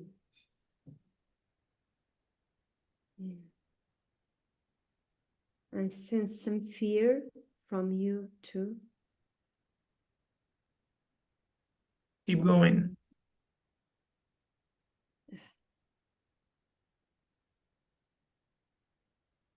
Yeah.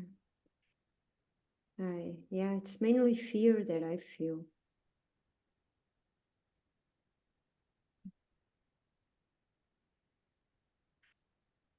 And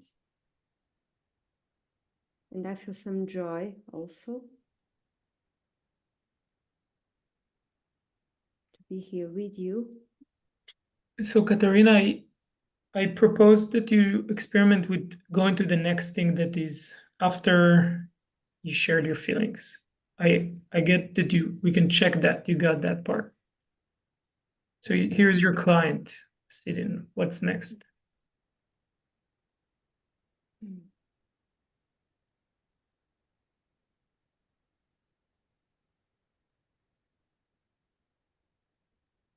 Yeah, let your impulse take you somewhere. I sense that you're tense, that you feel fear of what I say, and of being scanned.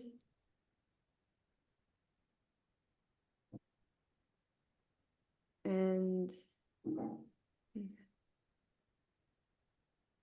some anger. Because? And some anger more to yourself. I sense, yeah.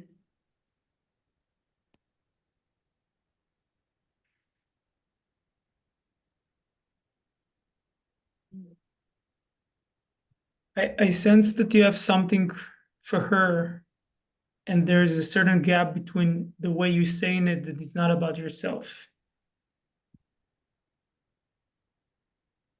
And now I'm lost about myself to tell her. Yeah, I heard that you have fear to share something with her. Like you said, you're tense and then you immediately stop yourself and you felt fear. Mm. Yeah, I sense you want to be read and heard, and that you want to have the connection and to let me into you. I sense you want some guidance.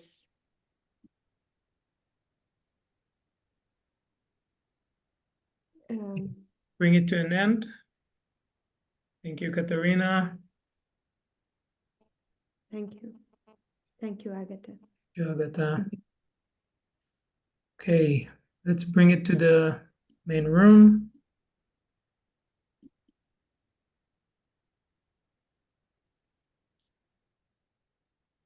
Yeah, Katarina, what?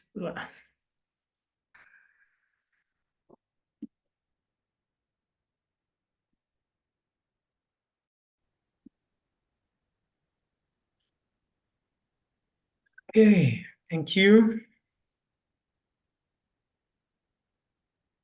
Take a deep breath on your center again, here in the new room.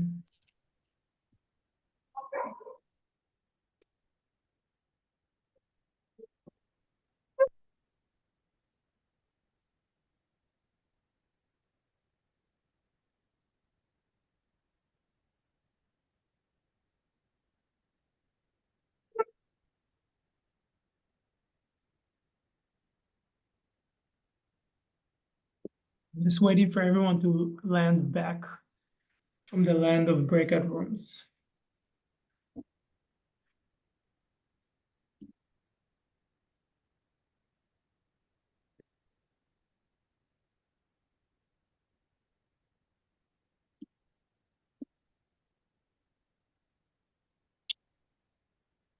Here you are. Hello, everyone. Welcome back. Our official time is over, and I'm just going to take another minute or two. And I just want to share that this exercise, it was also a lot about how we work in the space holder training. So we're going to do a lot of these breakout rooms and hands-on coaching that you're with a coach that is giving you feedback and coaching for this thing that you're practicing on. And so you get to a lot of practice in these mini rooms. You basically practicing space holding. And then we can give coaching and feedback to each other to see what's working, what's not working, and that. So we wanted to bring this exercise to the introduction, so you see a bit of how we work in the training. And I don't know if we got enough time to touch in whatever this that you came just for the introduction, but that's where it's gonna go in the training. It's really about, I don't know, I already noticed a lot of stuff, that a lot of doors that you kind of gave me the keys for. And I really wish that I could give you back the key to open these doors for your next step as space holders. So this is my invitation for you to, to join the full training. If you already have a yes for it, send me a message and I'll add you to the group. And you can also take care of the investment, and then you're on board. And I mean, we have a great team. I really enjoyed Nicole, your space holding today, and I'm happy to hold that space with you.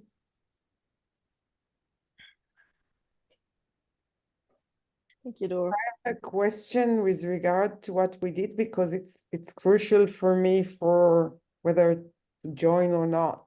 Yes, Because... so just a second. So I'm gonna stay and I'm gonna answer questions after this. And I overheard that I don't know if Nicole, you can stay or not, but I'm gonna stay after this. So we just want to close the space, and Nicole gonna share something. We're gonna close the space, and if you want, you can share and I'll answer questions.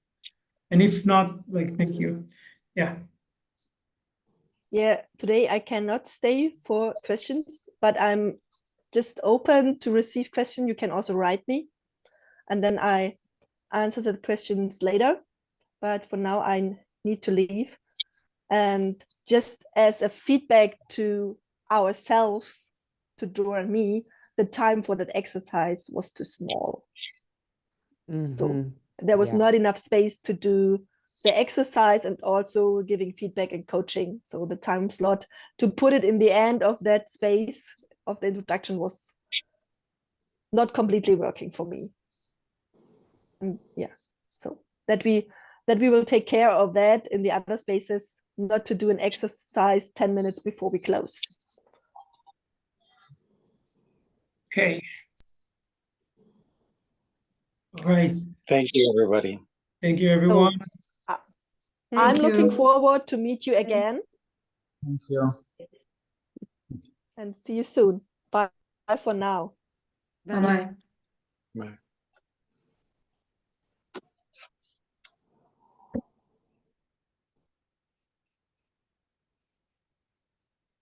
Any questions? So my question was, and I shared it in our break room, Mhm. is this part of the practice for space holding? So like if I want to be a space holder with my family, I have to be outspoken about it? Because there's no way I'm going to do that. It's like...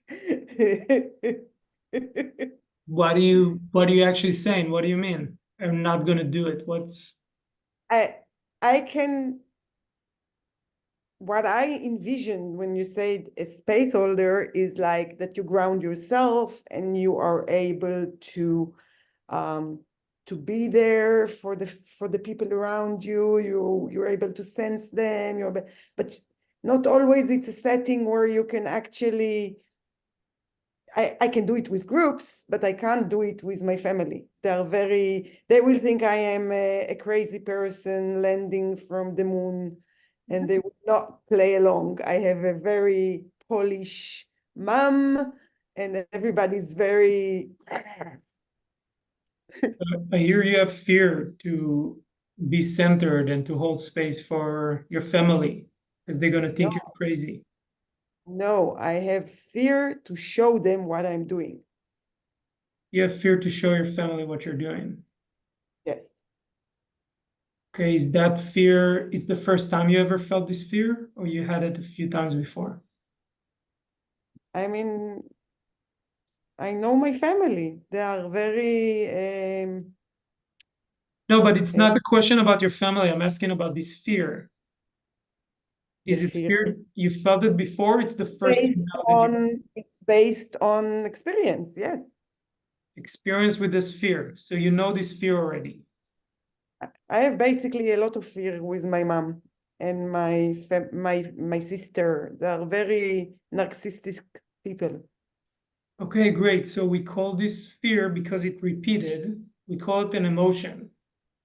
And this emotion, this feeling got stuck in the past. You could not express it, probably because it was too big. So it got stuck there as an emotion. And it still have information for you that you didn't receive. And it's still affecting your whole life. So what I propose to you is to do an emotional healing process to get this treasure that was stuck there when we were probably very young. So, but you're not answering my question. I understand that I have problem, and I know that it's from being very young. It's something that I've done therapy for years. So yeah, this context is not the same as therapy. I know, I understand, but and we don't see it as a problem. We see it as a doorway for you to transform. So this space holder training is about transformation. It's about... Yes. Yeah. Please answer my question, because for me, if the idea of space holding requires to do this exercise with everybody that you meet, or you do it with yourself and you hold the space. Yeah, that's my question. So to do this, it's not a trick. It's not something that you deploy. It's not like a technique. It's not something that you do this method or technique. זה לא איזה שיטה that you do with your clients. You don't do it with... It's for you. it's a real transformation for yourself. Yeah, that's what I'm asking. So I can be a space holder by practicing it with myself, maybe with some of my more flexible friends, people that I can work with on that, and still be a placeholder in the world, or that's my question. Yeah, so I hear your question, and I mean, I hear the fear that you have about it. And being a space holder, it doesn't mean that you're going to ruin all the relationships in your life. It doesn't mean that you're going to act in a way that they're going to lock you up or get you arrested. So it's not about doing something irresponsible. It's actually about doing something more responsible. And when you do, it's not something that you do, it's not a trick, it's something that changes in you. And part of the things that's going to change in you is doing these emotional healing processes is going to create transformation in you. And if you're not okay with transform, with something in you changing, because you're too afraid that other people that see that you changed, I'm saying that might be a problem for you. But I mean, no, I don't care that they see that I change, but they will feel that I'm changing them by committing them to do an exercise. Why do you need to commit them for anything? They didn't choose to join this. That's what I'm asking. Can I now come into a room and decide for myself that I'm conscious and I'm a space holder, but not use this exercise with everybody? Just use it on myself. That's what I'm saying. Which exercise are you speaking about? Being centered? Yes, centered and telling them maybe telling the feeling can be, but the exercise of the bubble and all of that.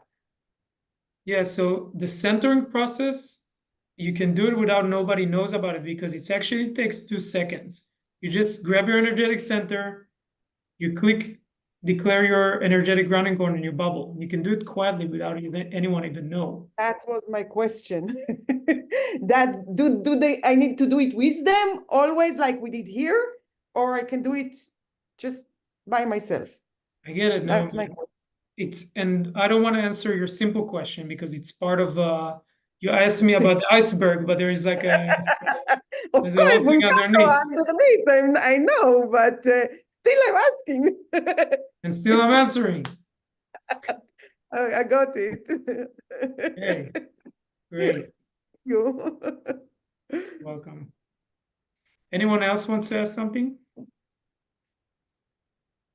I wanted to ask, so because when you went in the introduction with all the modules and everything, I mean, you talk a lot about the next modules, which be like in the 1 year course, but for the first 6 parts, what are the basic skills after this first position and the 4 feelings and this kind of this, like, what are the basic skills like we are going to talk in this or to train in this?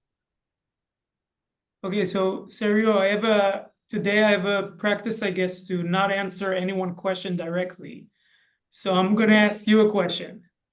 And if it's not gonna work to you, I'll answer it the simple way, but I'll just keep what I'm doing today. What did you saw from the way Nicole and I held space? What basic skill already popped that you saw we're already using?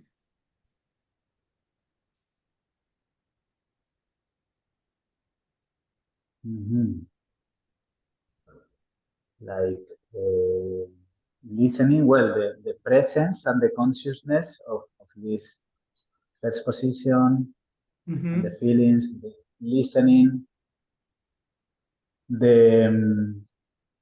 listening to the space, to the participants, to know their needs and their contributions to the space.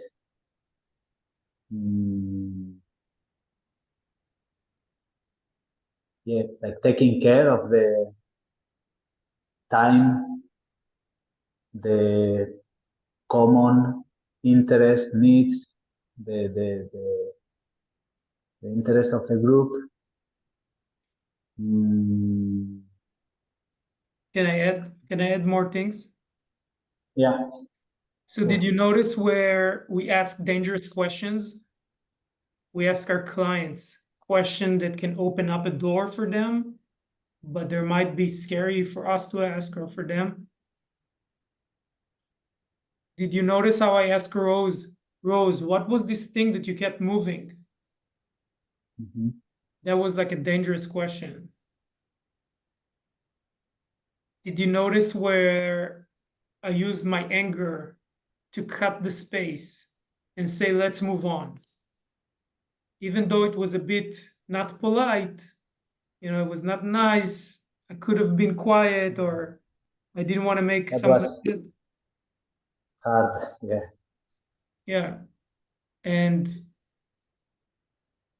did you see how I use appreciation to Nicole in the end? I appreciate her. Mm-hmm.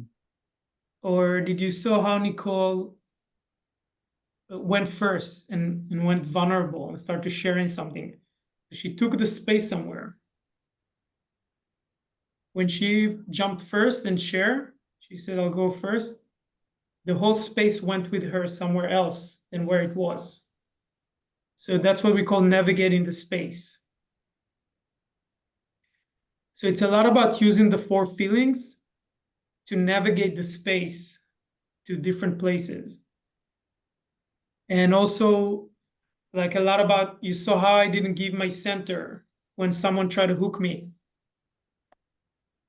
I didn't get hooked. So I used my anger to not give my center away. And I used my anger to be the guardian of what the space is about and not to let the space go to other places. Yeah, this is one of the things that I'm most interested in, being like the guardian of the space and how to use these 4 feelings and the presence and the consciousness to navigate that, to be Okay, yeah, so that. this is what we're working. And we also making it personal. We're also like, okay, Serio, what is stopping you from being the guardian of the context of your space? And take a stand for it no matter what. So we're gonna go with you there.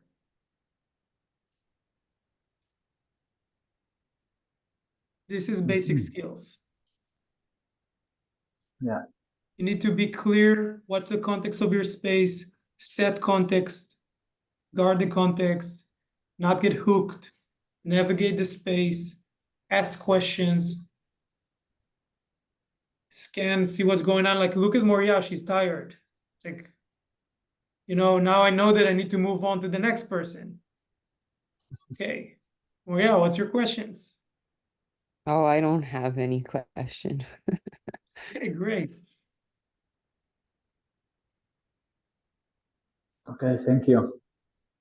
You're welcome. Let us know if you're joining. We'd love to have you. And I think we have a great team for this journey. It's always going to be in this hour? Yes. Same day, same. Yeah. Yes. For the first module, yes. Then the next module is going to be later in 6 p.m. till 8 p.m. But we might change it again. We'll see. And the structure is like the structure that we had today? What do you mean structure? So it's like meeting up and discussing and practicing and Yes. And it's going to be, I feel like it's going to be less talking and more practicing in the next modules, in the next weeks. And another question, do you feel that it contradicts any type of traditional methodologies and like awareness, consciousness, physical yoga, meditation? Is it like, does it say, okay, leave them alone and learn something new, or it all aligns together? Yeah, it's a great question, because what you're really asking is what happens with this context. Now you're gonna say I'm in fear again. Sorry. I didn't say No, it, you said, you said. it's okay. I'm just, I like to laugh, lighten the mood. Yes. Yeah, joy is also welcome here in the space. Thank you. Yes, I'm Yeah. listening. Sorry. So you asked about context, and it's a big question because, for example, what I hear you ask, is this contradicts the context of yoga, or I can take these things and bring it into my yoga space? And so you can do it, but how do you do it without mixing the context? For example, if you go to your yoga teacher and you tell them I'm angry, your yoga teacher is going to tell you, try to do some asanas to relax. But in our context, we don't want you to relax. We want you to go 100% angry. So it might create resistance if you mix it. But we still want you to connect to other contexts, other game worlds. We want you to talk to other friends that you work with in positive psychology and tell them, listen, we might have made a mistake. There is this whole world called feelings. And we work with people, we didn't know anything about this world. It's exaggerating, but we want you to stay connected with other game worlds. So the answer is, this is a totally different context than what you ever learn. It's different. But once you get to learn that, it's going to get connected to other things in your life, and we want you to connect it, but without mixing. For example, we had a woman that liked to do dance workshops in the last module, and now she's doing ecstatic dance with 4 feelings. So you bringing your 4 feelings into the dance, which is different than the normal ecstatic dance. So we want you to bring the context of this work to other things that you do. Oh, I can see how it can come into positive psychology for sure, because they don't deny, and it's very important, they don't deny the feelings. So you don't have to be always positive. And it's one of the things that always not on the table. People don't know that. Great. So I would love to work with you, because every time I meet someone from positive psychology, they are telling me that anger, sadness, and fear are bad and negative emotions. Maybe you're not talking about positive psychologist, or I'm not a psychologist, but positive psychology, they say negative exists, and negative is part of who we are. And you can't feel joy if you don't know how to, you don't have sadness.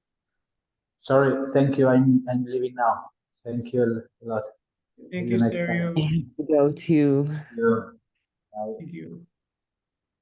Okay, Naomi. So yeah, I'm happy That's to. something that everybody is really saying whenever I meet people that don't know positive psychology.